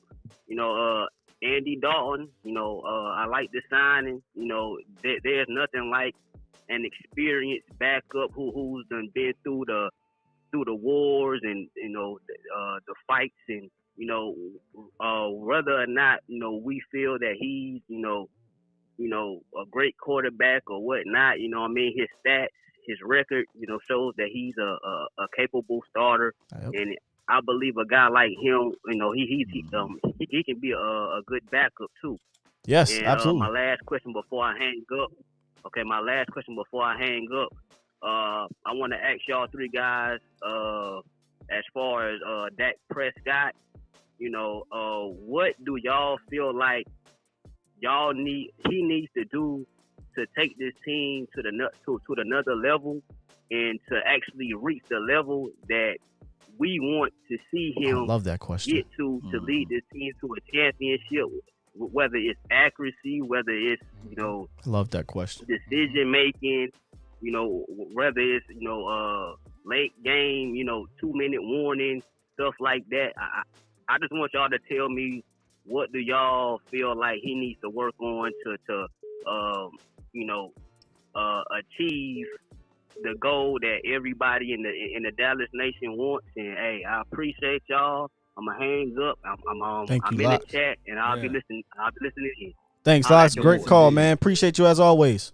I said a couple of streams ago of what I I already wanted know from mine. Dak Prescott. great- And these are the two things. I'm just going to keep it to two. I ain't going to say three. Back shoulder fade for Dak That's good, Prescott. Lucky. I really want Dak Prescott to get better with his back shoulder fades as it relates to red zone. I just want to see that ball come out of his hand with a soft touch to it. He did good with that pass during the training camp in Oxnard when it's at the 30 and the 40, but I want him to become a little bit better as it relates to when he's a little bit closer into the red zone opportunity. The second thing for Dak Prescott, to me personally, I love the fact that he goes through the progressions as well. I love the fact that he stepped up through his throws. Remember, those are the things that I wanted him to do last year, and he did that. His accuracy was a whole lot better, being confident in the pocket. I just want Dak Prescott to use some of those Mississippi State legs. We saw it against some of those inferior teams like the Washington Deadskins. The Washington Foreskins. I just can't say that correctly tonight. We saw him do it against those teams. I just want to see him utilize those Mississippi State legs a little bit more. But I guess in the back of his mind, he was sitting there like, man, I'm not getting paid for this, Or he wasn't told to do it. Wasn't told to do it. What you got on the big game? But that back shoulder fade is what I really want. I only got one thing for Dak Prescott with me. When I did the film yesterday, I think the biggest thing that stands out to me, I just want Dak to be able to anticipate and trust himself on his throws. Because there was a lot of games where receivers were open and he missed them because he's waiting. I think people get frustrated with that because he doesn't throw with the anticipation. He did that last year. He did. You know what? He did, but you got to go through some games. I showed it on the game last. Well, yeah, he missed. Yeah, he missed some. I'm for sure. But on the anticipation of the throws he made, I thought was way better than the previous years. He wasn't doing that at all. It was way better, but like I said, but you want to see it go to the next level. You want to see it go to surgeon level. You're right. If we're talking about him being the Aaron Rodgers, the Drew Brees, to give into the upper echelon, those guys throw where we see when they throw the ball. We know when they get the ball, they're going to throw it, and we just feel like it's going to be there. When you see Drew Brees throw the ball, when you see Aaron Rodgers, you feel like it's going to be there. Brady, you feel like it's going to be there, right? That's where I want Dak to get to, where he's getting if he's getting flushed in the pocket and somebody's hitting him, he can just throw that ball and it's going to be there because he just trust himself that he gonna get that ball where it's at. And right now, I still sometimes feel like he was gun shy. I seen it in the Philadelphia game. I seen it in the Buffalo game. I seen it in the Detroit game where he just hesitated a little bit, a second or two longer. Yeah, I got the game. You can go to my the game he threw for 400 yards and 4 touchdowns. It doesn't matter if he threw for 400 yards. You still left a couple plays on there where you could have made some plays. That's what I'm talking about. A little objectivity. You can go check it out. You know another thing, Big Game James, before you go into the other point? That's it. That's the only point I got. I just want to figure out a way if we can stop him from sweating. You know, if they got some when he sweats, I feel like he plays bad games. Yeah, when he's sweating, I'm like, oh yeah, it's about to be a bad game. If I see him sweating, I say he about to throw take them sleeves off, man. Take them sleeves off, Dak. He about to throw 3 picks. For me, if we're talking about throwing wise, the thing I think he needs to get better at throwing wise is the crosser routes. You know, he struggles with those with his consistency. Other than the crosser, I know you said the back shoulder. I would love to see him perfect that. That's a tough one, but I would love to see him do that. But I thought he took tremendous strides as a passer last year. I thought he was one of the better passers in the league. He was one of the most accurate passers in the league. I got tape where he stood in that pocket and threw that thing with them barreling down on him as well. I just think he was a very good passer. Could he be better? Absolutely. And if he gets better as a passer, y'all gonna have to, not y'all on the panel, but y'all in the chat and whoever else don't like him, y'all gonna have to start acknowledging this man as a passer. Nobody wants to do it, but if you watch the tape from last year, there was more games than there wasn't where he threw the ball really damn well. He did. He made plays. He made a ton of throws. You'd be like, what the hell? How did he make that? You know, Vikings games to be specific. Some of the Detroit game as well. But I think what I want to see from Dak Prescott to take that next level is to go back to what he was doing his first 3 years in the game in the league, taking over the fourth quarter. If he can take over the fourth quarters, there's nothing that Dak Prescott really can't do in this league. If he can start taking over the fourth quarters again, the first 3 years he was aided, obviously, but he still made a lot of plays. But if he can take over the fourth quarter and go from being the 1-7 thing, and again, no game-winning drives last year, which is so weird because he was averaging like 4 a year. If he can get back to that, I mean, we're talking about I cannot put him up there with some of the best quarterbacks. Scott, you said a good point, and this is a big reservation because I love West Coast offense, but we do know that West Coast offense consists of a lot of slants, a lot of drags, a lot of smokes. You see. And those are some of the passes that Dak Prescott, like you said, may have some challenges on. That crosser and drag is definitely the toughest one. The slant, he crushes the slant.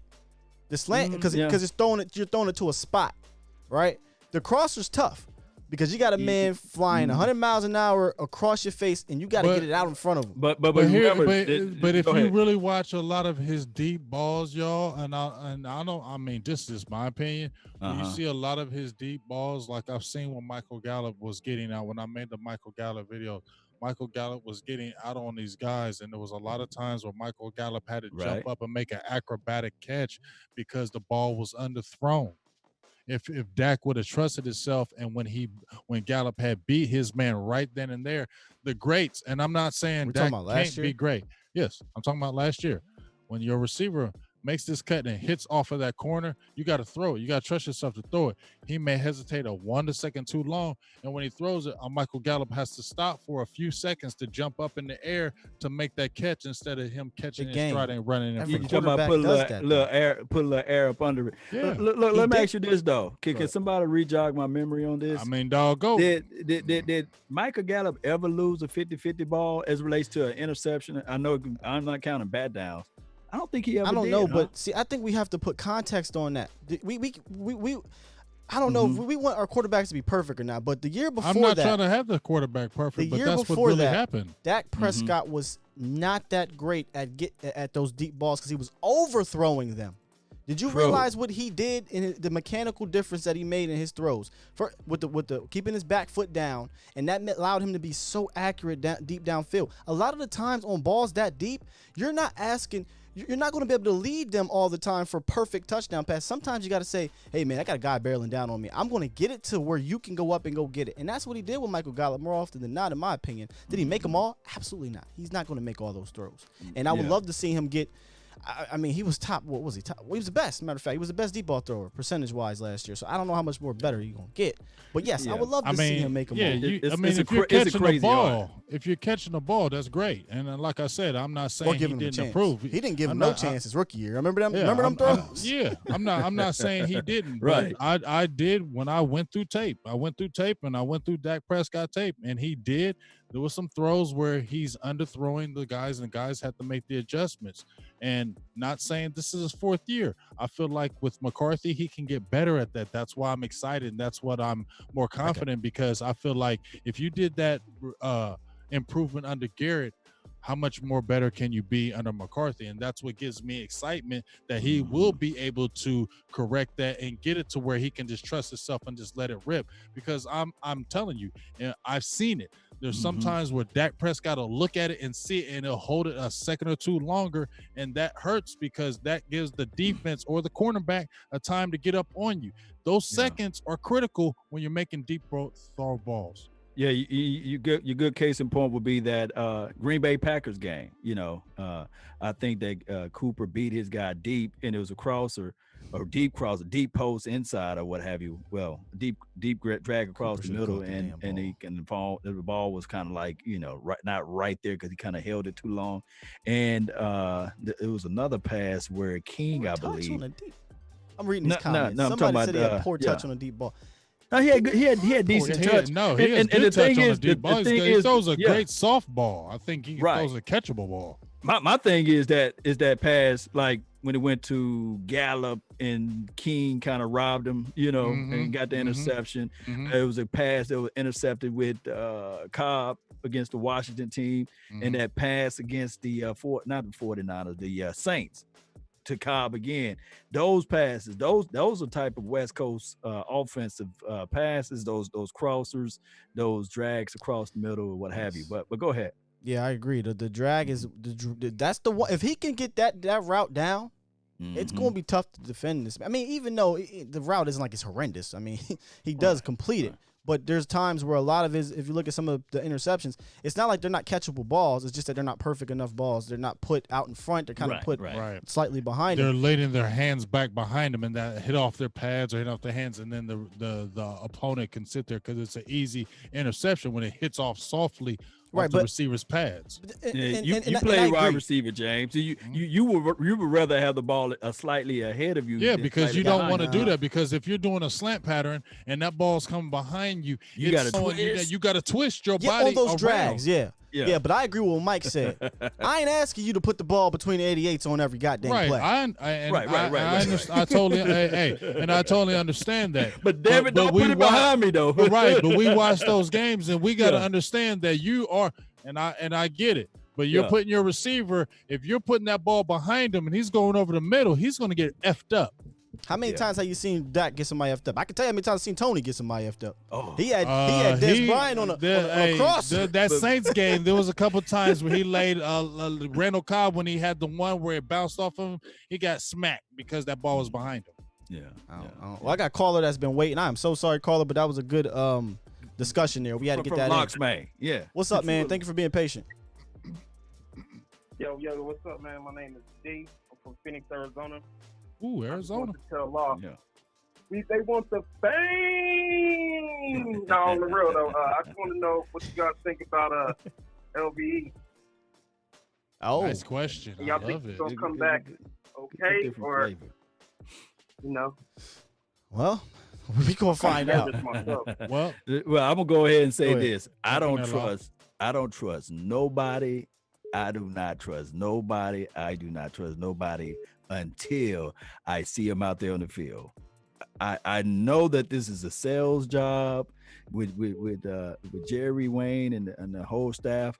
Until I see LVE with pads and training, hitting the sled or something doing like that, then I wouldn't trust it. I just think that the kid could be one hit away. And my guy Jake Form in the chat, you can just let me know whether or not I'm lying. No, he said he ain't lying. I'm gonna just say it like this. You know, I had Patrick Walker on the show from CBS Sports, and he basically kept on banging and punching his head on the table and saying he had talked to too many other physicians that all didn't know each other, saying LV was okay. I'm worried still about the neck, but my thing is this: if they're talking about moving Jalen Smith outside of the Mike linebacker and putting LVE, then something has to be okay with his neck, because you're getting more pressure on your neck playing a Mike linebacker, the middle, than playing a strong size Sam linebacker. That's going to be worse for you. So if they do that, I think that the neck is okay. Sorry, we got him out. I ended up hanging up on him. Sorry about but that. I'm on wait and see approach. But like when Patrick said that he thinks he's fine, then I take it. He said he got good authority that LVE is good to go. We'll see. You know, I mean, it's neck injury, right? So you feel like, would you like 55%? On a scale I'm from always 1 to worried 10. about a neck. I don't care. You can say you're 100% okay. It's a neck. It's a neck. My son played. You know what I'm saying? And every game he played, the only thing I was worried about was a neck injury.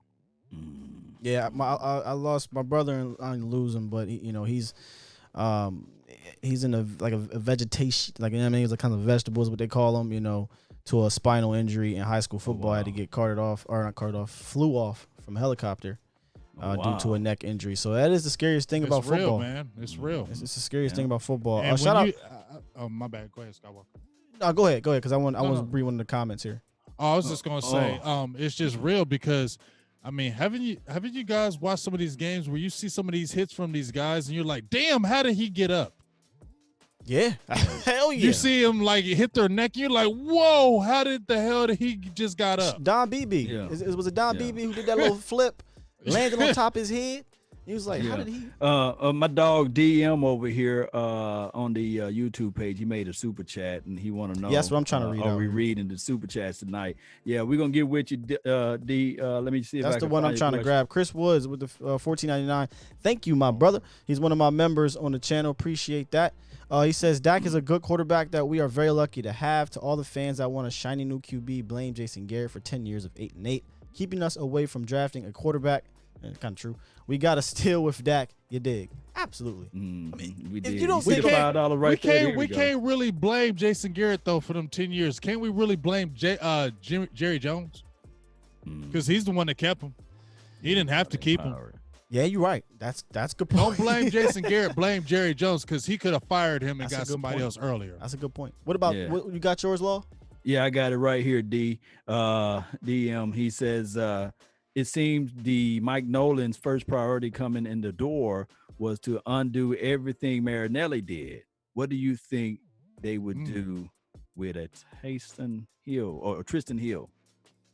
So basically what he said is what do you guys think that this particular defensive staff would do with Tristan Hill? Tristan Hill better step it up because Neville Gallimore is in the building. He's and y'all, chomping at the bit. Hey, y'all, I'm gonna keep this 100, man. Keep it a buck or a beam. Yeah. Neville Gallimore trouble. Neville Gallimore comes in way more polished than Tristan Hill. Tristan Hill in trouble. So Tristan right now is what 1, 2, 3. If you count Antoine Woods, to me, he's fighting to be the 4th defensive tackle And I will only put him above Neville because he has a year in the league. But other than that, man, this Gallimore kid, man, he got some John Randall in him, fam. Dog, when I heard him in his 2 interviews, that's all I need to hear. I watched the tape. We watched the tape, Law, when we watched his damn Senior Bowl, how he was wrecking shop at that Senior Bowl. You get what I'm saying? And when I listened to him in his interviews, how he was like, let's get it.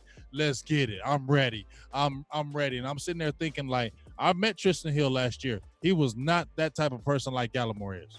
You get what I'm saying? They're totally 2 different people. Tristan Hill is more of, I'm chilling, I'm happy-go-lucky, everything's fun. And I'm not hating. That's just the personality I saw. When I saw Gallimore, I saw I'm aggressive. I don't give a hell. You can play around with your spot. I'm gonna take it. That's what I feel. Tristan Hill has the ability, but if he don't have the mindset this year, he might be a wrap. I'm be honest with you. I'd try to trade him, but he trade him because he got value. I'd try to trade him. We got a call on the line, man. What's up? State your name. Where you from? Clay Cup, South Texas. South Texas in the building. What's up? What's up, guys? I'm sure you guys are also tired of the Dak stuff and contract. Yeah. No. Yes. I am. Let's change topic. You know what? I'm with you, Sky. I've been rooting for the Cowboys to pick up Jamal Adams and stuff like that, free agent. Hell yes. But I was thinking, man. I guess we all agree that scoring is not going to be an issue, correct? Absolutely. I think we're going to have a high-powered offense, correct? I believe so. Okay. So I was all year, man. I want a box safety. I want something, a dog in the middle, and I don't think we need one, man. I think we're good with the other teams are going to try to pass because they're going to be behind. You've been listening to the show, haven't you? Yeah, of course, man. You've been listening. So what was we talking about the other night? We were talking about how we both wanted Jamal Adams, right? But look at the guys they're bringing in. They're cover safeties. It's correct, man. It's looking like they don't really care for the traditional box safety because they're going to play this aggressive style of cornerback, right? Aggressive. And they want some guys in the back to cover. Yeah. I'm a big box safety guy, but the way our offense is stacked, man, and with all those, getting CeeDee Lamb and all those, Pollard, Jarwin, scoring is not going to be an issue. So getting our corners with bump and run and press, we need those two high safeties. So I don't think we need a Jamal Adams this year or any big name safety. You onto something because you're onto something. Yeah. You there? Yeah. Just your thoughts on that, man. All right, man. We'll address that a little bit more off air, okay? Thank you. Thanks, man. Thanks for calling in. Shout out Jimmy Fields for the Cash App $5 holla. Shout out Jimmy. Cash App King. Yeah, Appreciate you, Jimmy. So we talked about this before, and again, I would love Jamal. If they go get him, I'll be happy. But it really feels like they're not valuing the strong safety part of it. And he brought up a different side of it than I did. I said cornerback. I said they want cover safeties due to the fact that we're going to play aggressive type of style of corner. But he's saying that we're going to score a lot, so teams aren't really going to be running the ball too much. They're going to try to throw.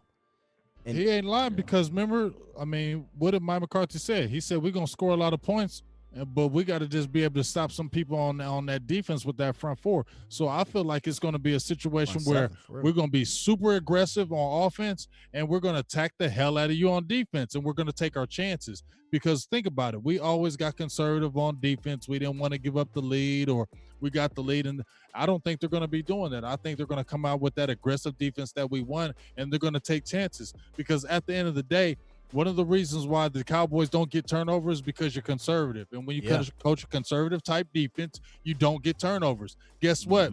When you play a press type defense, and when you play a blitzing type defense, you're going to force it. Guess what? You will give up plays, but you will get turnovers because that is going to happen no matter what. When you are aggressive, you're going to get turnovers. That is the law of the land. Yeah, I love that name. Just for objectivity for you all, because I know whenever somebody get released, we always got to bring them up. We got to use it as a filler, what have you. Who we talking about? Malik Hooker. Well, he's on the trade block. I thought they released him. Did they release him? I thought they Y'all just declined his educate the fifth nation. year. They just declined it. Oh, they declined his fifth year. So what about old Malik? That's I what like Malik. I mean, but I'll say this for what? Why? Because I love the Donovan Wilson. I can't wait to see that brother. Remember, he was in handcuffs all last year, and the moment they put him out there, it was just for like a freak play. And Driscoll threw the ball all the way down the field, and everybody said, "See, Skywalker said something about him, and he got about who? Donovan in that damn Detroit game. Oh yeah, I showed one play. He caught that flack on that one. Leave Donovan alone. They was ready to snap, man. I made that play. Leave Donovan alone. What you talking about him? It was only one play. I was like, damn, I just showed you that, he young. Got time. One play. Yeah. Shout out to Karen for making a donation. No sir. Yeah, I ain't scared of y'all. Toby said, "Is Cheeto moving to strong safety?" Probably. I want safety. I want safety. Let's just say safety, right? We're just gonna say safety. I think what they're gonna do this year is they're gonna put him in experimental positions to see how he looks at it, because I feel like they feel like, you know what, you're not our future at corner, but safety, let's see what you can do. And if you can do something at safety, we'll keep you. I feel like that's what they're thinking of. Yeah, we got a call on the line. Then I'm gonna address this from Blue Hundis. Gotta address that. What's up? Caller, state your name. Where you from? This is Rebecca. I'm from Virginia. What's up, Rebecca? We got two ladies calling in. Two ladies in the house. It's a record. I love it. This is a record. Hey, what's up, Miss Rebecca? I wanted to give y'all a shout out and telling y'all I love y'all show. Thank you. Appreciate Also want to give out a shout out to my page. I'm a moderator for We Them Boys. Oh, We Them Boys. Nice. Two ladies in We Them Boys. I like Shout out that. to y'all. I'm always up in there. And I wanted to see what y'all's expectations were for a CD for the Cowboys. All right, we'll answer that off air. Yes, indeed. Or offline. I should It's say. amazing. It's amazing. Thank you for the call. Thank you for the support. Shout out to you, Rebecca. It's All right, amazing. thank We y'all. went. Appreciate you. Appreciate it. And shout out to We Them Boys, man. Y'all We continue Them Boys to got it support We rocking. Them I'll make Boys sure I'm on sharing all Facebook. kind of stuff on We Yeah, Them I'm always Boys. Hold up. We Them Boys. It was 2 hours. We've been live for 2 hours, and we have not brought up the young big game phenom, the saver. Ain't 17th gonna be long. overall. Yeah, we've been going for 2 hours straight. No commercial breaks, right? Just straight. So y'all got to really appreciate the information that we putting out here. The information for the nation. Information for the nation with no deviations or hesitations. And we got the chance to talk about this guy, CeeDee Lamb. This is our first time talking about him tonight. I think that our expectation for him is to come into this system and just see if he can match what Cobb did. And I think that with CeeDee Lamb catching ability, I'm not saying that he will be a day one person that's going to be better than Cobb, but I think the way he played, 30 to 40% of his snaps in college in the slot, I think that he can fill in those shoes. And I think that he would do serviceable job of what Cobb did last year. Oh yeah. I think CeeDee Lamb could exceed what he did last year if he gets those same opportunities. I don't know if he'll get those same opportunities because I think Mike McCarthy is going to probably give Tony Pollard a little bit more looks, probably give Blake Jarwin a little bit more looks. So some of those targets will go elsewhere. But I think CeeDee Lamb will be super efficient. So his expectations for me, I'll throw numbers. You get those I numbers. got numbers. Y'all two going numbers with it? I know. I didn't want to. I got numbers ready. Got some fun Go with it. ahead. I got numbers. I'm gonna say numbers. I'm gonna say 45 receptions, right? About 750 yards, about 5 touchdowns. I think that's a fair rookie season, given what he has around him and where we're gonna go with it. And that's on the low end. What did DK and AJ did last year? DK had a 1,000-yard season. Okay. Now, if I'm gonna go on the high end, I think he'll be at the very least where Cobb was. But I'm gonna speak on the low end because I think Blake Jarwin, Tony Pollard, right? I'm gonna be fair, but I think he'll be more efficient than Cobb. Wow. James. Got a number for us? Oh, 48 catches, 852 yards, 7 touchdowns. That's good. And That's about Cobb numbers. And I'm going to say about 7 touchdowns. 17.5 receptions. Or reception. 17 yards per reception. Mm-hmm. Wow. That's pretty. That's good. So you think mine was too high? I was 45, 7, hundo, and 5. I thought Yours that was good. I think he's going to be in fair. that good 40. I think he's going to be a solid 40 catch range. I agree. At 45, yeah. Well, Skywalker, that 45 to 50, you think, Skywalker? I think it could be more. Lowest What did end. Cobb have? What did Cobb have, y'all? Cobb had 55. So I said 45. 55 so yeah, for 836. And remember, he had a couple touchdowns taken back. Right, and yards. Cobb should have had 1,000 yards. So he should have had 1,000. My dog Jim Law saying he putting out 14 touchdowns. No, that shit ain't happening. But if that happens, that's dope. wish. But I don't see that happening.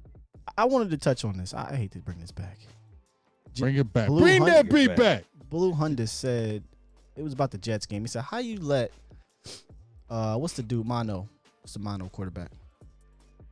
Sam Darnold. Sam Darnold. He said, "How you let Sam Darnold outplay you?" And then something about him coming back in the fourth in the second half of the year. First of all, if you gave the Dallas Cowboys Greg Williams defense that day, I guarantee you Sam Darnold would have looked like trash. If you would have gave Sam Darnold got hit as much as Dak Prescott got hit without his number one wide receiver, his right tackle, his left tackle, And Michael Gallup dropping all them damn passes that game. But Gallup was coming off of what? Guess what? The knee injury situation. And it sounds like, man, we making all of the excuses in the world. But that one it's called deep reason. Within reason justification for Listen, the nation. That Roby Anderson touchdown bomb. That was the one play that my dog Cheeto Woozy, remember, they played single high safety and it was on the Jet side of the field, and they was pinned inside of their goal line or what have you. We played Andrew. single high safety. Cheeto, he tried to give him the bump action, right? He missed.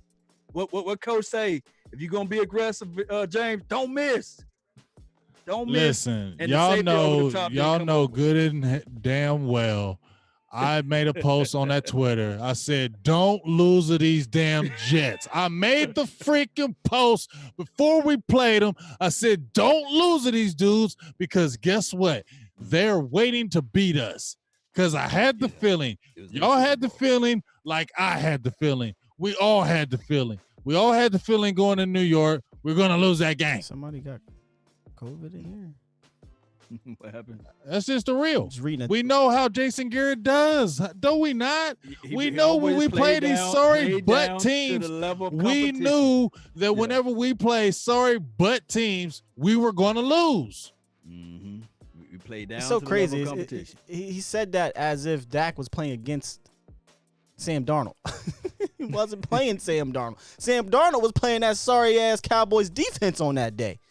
That's what Sam Darnold was doing. It's just we just knew under Garrett what was going to happen. Whenever we played a sorry ass Jets got squad, Bryce. we knew they were going to play us Bryce. hard as hell.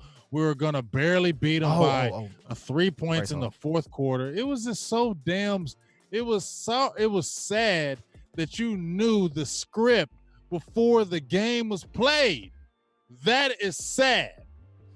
Yeah. We got a call on the line, man. Thanks for holding. What's up? Oh man. Last up, one. guys? Well, last one of the night, man. Congratulations. Thank you, Skywalker. Let's go. I forgot my original question. Y'all were talking for so long. Nah, Sorry. man. That's what we do. No, Nice one. That's a good one. Good one. That's a good one. Good one. With what Skywalker just said about the whole Jets thing, I think that all the time. When I was a kid, they would say Tom Brady versus Peyton Manning tonight. I'm like, Yeah, they're right. not playing each other. They're playing the other defense. So I thought the same thing after the Jets game. Yeah, we played a good defense. Like you said, Greg Williams, they happened to call a great game that day. And besides that, now I remember my original question. There we go. Why do you guys think the media, they're talking so much about the Packers picking Jordan Love, and they're not saying a single thing about the Eagles picking, what's his name? Oh, we don't. You know what I mean? They're not saying a single They thing. spinning that shit. Because And- it's Aaron Rodgers. Yeah, exactly. To me, that shows they don't have confidence in Carson Wentz. But when it's the guy who was picked 20 picks before him, Damn, you know, it shows that they don't trust Aaron Rodgers at all, who's one of the greatest in our game. I just wanted to know what y'all think about that. Listen, man, you know what's so funny, dog? The Packers drafted that first round quarterback. The Eagles drafted the second round quarterback. The Cowboys signed a 32-year-old backup for $3 million, and all hell breaks loose. And all of a sudden, he's here to take what? They want to spin Jalen Hurts. They want to spin Jalen Hurts is the new Taysom Hill on steroids. Get the hell out of here, dog. And then, Project. I'm sorry for yelling, y'all, but that's just whack. How's The it media is going, whack. guys? I just signed Cooper Rush, and the Cowboys are mad. Got I me got riled my up. illegitimate son. Here's what I tell you, brother. Yeah. Don't pay attention to to those networks in regards to real news. That's all I'm saying. Hey, Like that's why we Trump watch y'all, says, man. fake Keep doing news. what you do. Appreciate Love you. it. Appreciate you, man. Great call. Appreciate Man, you. that was a good call. I Have a never good night, brother. thought of that until now. Thank you, man. I literally never thought about that. Me neither, until till you you said said it something. and put it in those confines. My boy Scott. Will be talking about that all the time on Twitter. Nobody wants to talk about it. We signed a backup 32-year-old quarterback, 0-4 in the playoffs, 1 touchdown, 6 interceptions, Trash in the playoffs. 55% completion percentage in the playoffs, 6-15 in primetime games. Oh, the Cowboys play primetime all the damn time. And y'all want to tell me, Dan Orvlouse shit wants to tell me that Andy Dalton is putting pressure on Dak Prescott. He's gonna come in and win But 9, Jalen 10 Hurts, games. drafted in the second round. Jordan Love, drafted in the first round means nothing. They're going to use the cat as a wild cat. What do you call it? What do they call it? Taysom Hill on steroids. And like I said, pay that makes me attention to feel them, man. good about Don't pay Aaron attention to Rodgers, and we can stop the hate on McCarthy, how they say, oh, he got stale and this and that. Because guess what? When Aaron Rodgers, when he left, McCarthy left, oh, this was the best year, most funnest year I ever had. And guess what? Your coach went and drafted a quarterback saying, F you.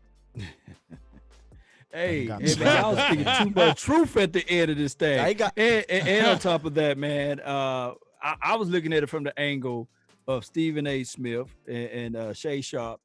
They was dogging Dak Prescott all last year. And now all of a sudden they saying, hey, pay Dak, because of this. I said, man, how about that? You know, where were they all last year? Now all of a sudden they the biggest cheerleaders for Dak Prescott. It's whatever sells for those networks, dog. Mm-hmm. That's why they always know Dallas is the hot news. Dallas or New England And or Brady. you know over what at sells. Tampa Bay.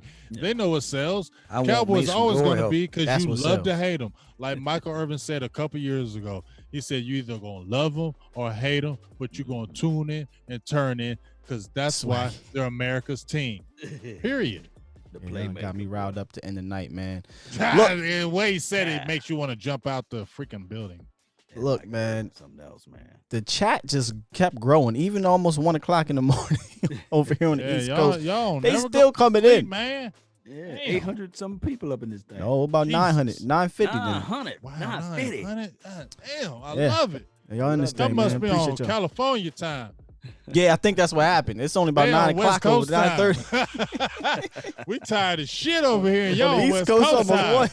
East Coast, we tired as hell. They like West Coast. Let's get going. Another couple hours. Let's go. Hey, anybody that's hopping in this feed, man, that, you know, make sure you give us a nice little thumbs up here. That helps every channel. And if you haven't subscribed to our channels, definitely hop in that thing and subscribe. And donate right now before we get out of here. Give me can somebody give us all a $10 holler before we leave? Each one of us just a $10 holler. Somebody give us this a $10 holler for each one of us before we walk out of here. Give it to us within 5 minutes. Thou shall decree a thing, and it shall be established. David James said, man, he said I'm late. Shall decree a thing. Hey, David, shout out to you, man. One of our good supporters. He said, I'm late. We fitting to be out, player. We just had a bomb 2-hour show. Donation. He putting the gun to the man head. Hey, James. I'm sorry. Get your damn act together.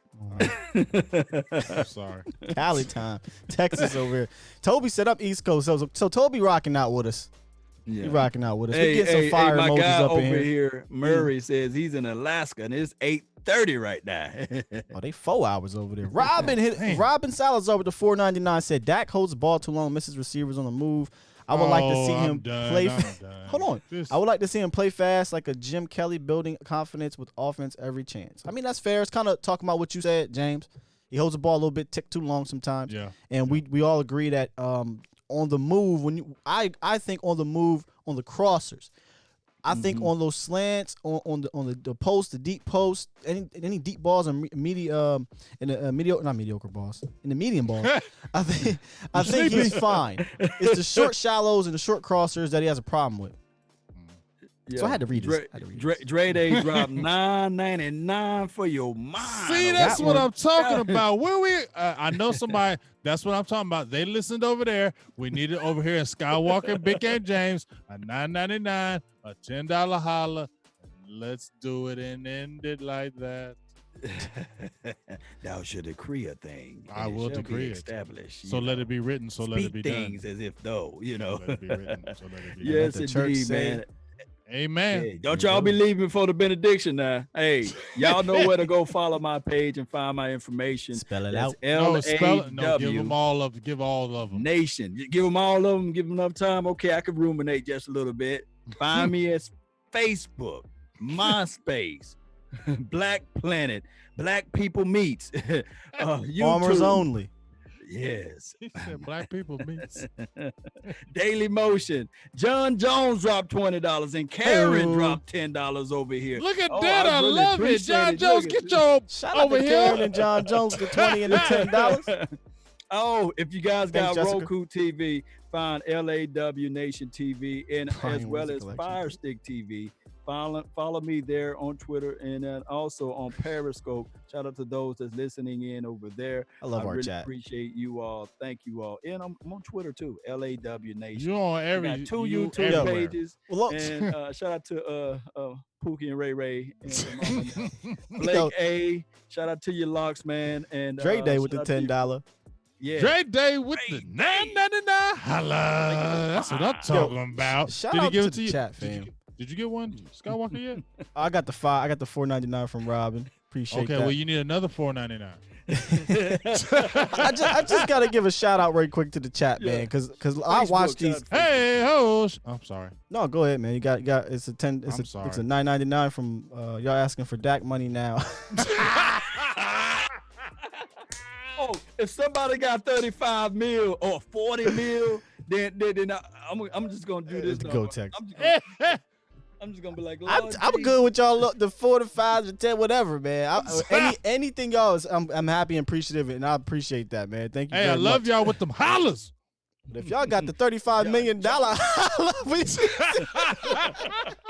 hey, you know You YouTube said the say- $35 million holla. You do, hey, we done. He's shutting down the show.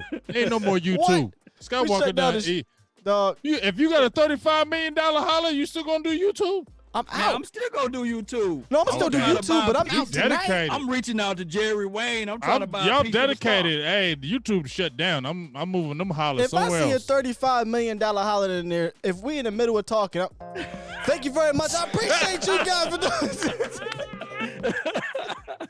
Thank you for calling in. I'm out of here, man. Hey, YouTube. You know YouTube take 30%. YouTube 30%. They like holla. You'll see us on YouTube Meets or something. They'll start a YouTube whole new like, channel I want me some station. glory. Yeah, he want all of it. Man, y'all silly. Y'all But crazy, no, man. what I'm saying is the chat, low key, they be throwing some zingers up in there, man. They was running on me earlier. Somebody said I had a Boosie cut. They said I had the Hey, they got Y'all- jokes. y'all That's got why I jokes don't up in say the chat. I that. love the Because they be chat, killing man. me with the Dave Chappelle. I just leave them alone. They go Man, hard. they on say me I with look Dave like Chappelle. somebody, but man, I keep You already forgetting know who the names. hell you look like, but they say I look like Dave Chappelle. Thank you, Daryl. Hey, no lie. I was at the airport, man, a couple of months ago. My and boy somebody Joshua with walked the up to me $4.99. and said, "Man, this got to be James Harden." This beautiful lady walked up to me and told my wife, "Hey, can you take this picture?" And my wife looked at her like, "Whoa, wait a minute, hold on, now." y'all, I'm Listen. not James Harden, and I'm definitely not Denzel Washington, son. No, you're not Denzel. You better I than me, give you fam. James Harden, but you look nothing like Denzel. I- And anybody said that, they're a I'll be freaking liar. You Dog, talking you- about his son? I you got know, an his idea son for off you. of- Off a Law. baller or something. Law. You know, talk to me. Buy James Harden jersey, fam. Go once and the get money. You can COVID's go over. sign fake autographs and get money. No, I don't even do that. Just once the COVID's over, go to like the Walmart or Target and just make a video and see how many people roll up on you thinking you James Harden. Right. Viral. And shoot jump shots. Just have a yeah. Viral. Shout out to my man Joshua.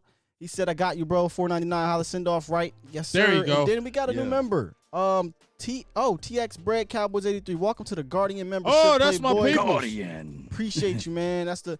If people don't know, I like Marvel, man. So I got the Defenders, Avengers, and Guardian. If you know what those are. So Shout out appreciate to you, you, TX TX. Bread, Texas Bread, man. Appreciate you. See, I like our peoples because they subscribe to all. And you know what? I'm gonna give an extra special shout out to Jason Stevens, who was hating the whole feed and gave him $1.99 holla. I love people like that. I love you, Appreciate it. Jason. Shout out to you, big dog. Savage I love the back and forth because ain't no hate. It's all my love, opinion, man. your opinion. It's all love. So I Hold on. appreciate you, big dog. Make sure you stay up in this feed when we come alive again. Hold up, they still throwing something here. My man said Law looked like Michael Jenkins with a fade.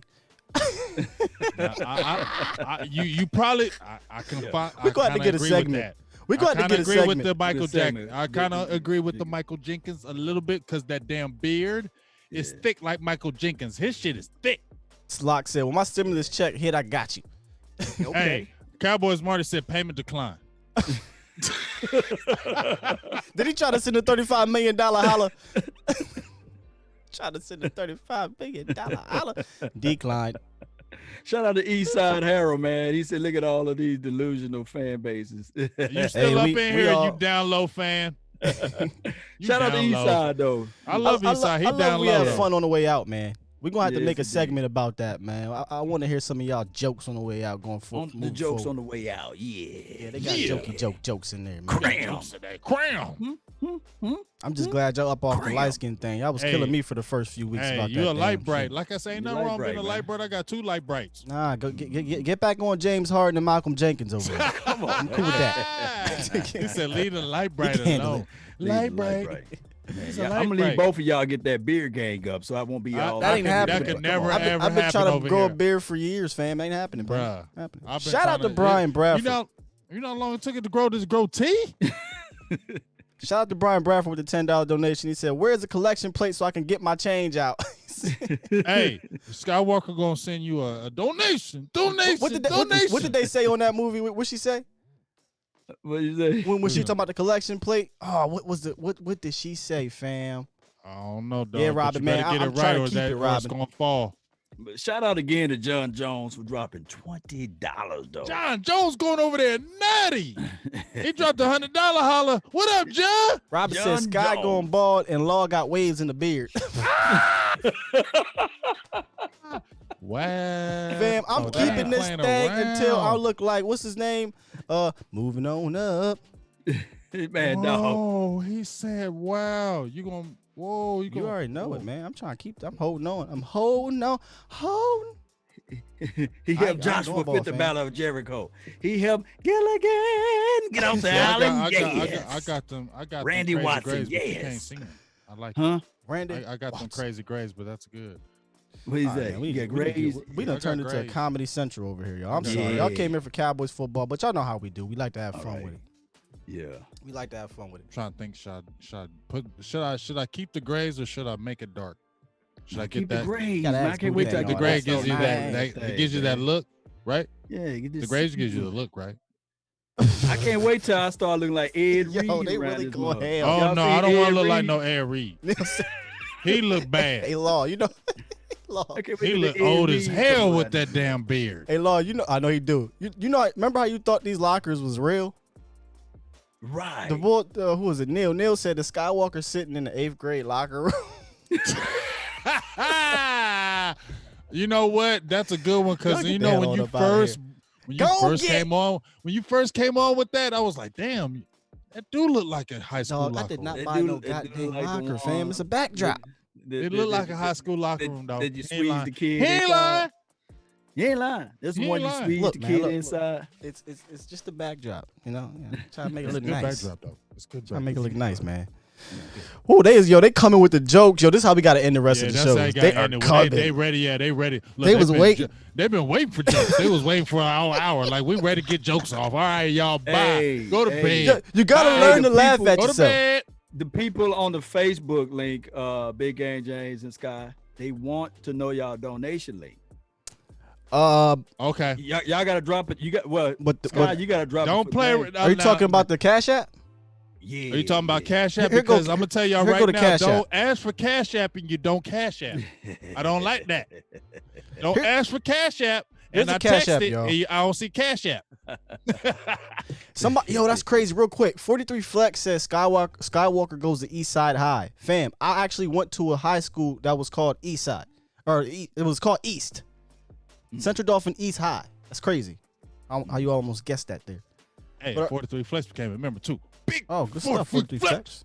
But our Cash Apps are right there. Big Game James 72, Laws Nation, and Chill Will 1026. And obviously you can super chat. They all go with us, don't they? There's PayPal. They go with us. Oh yeah, they've been calling me Chill Will since I like Chill Wills. back in the day. Chill Will. Y'all probably like, how you chill? Cause you go crazy on here. Well, You ain't never, they ain't never lying.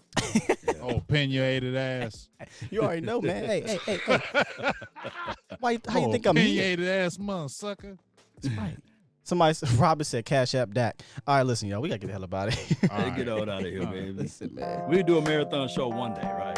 Hey, How about that? We're gonna do a behind the scenes, members only, talking that, you know what I mean? Appreciate y'all as always, man. Amazing chat tonight. Amazing. Y'all got the jokes though. Yeah, Y'all got the jokes. Y'all funny. I appreciate it though. Damn. We gonna let y'all jam out on the way out though. Y'all have a good night. Be safe. Love y'all. Peace.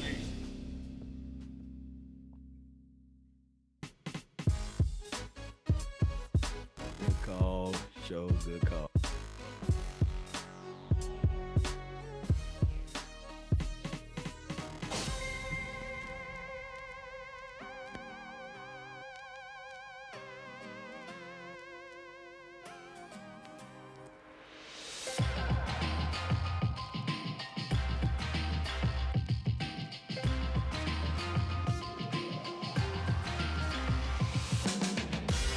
Yeah.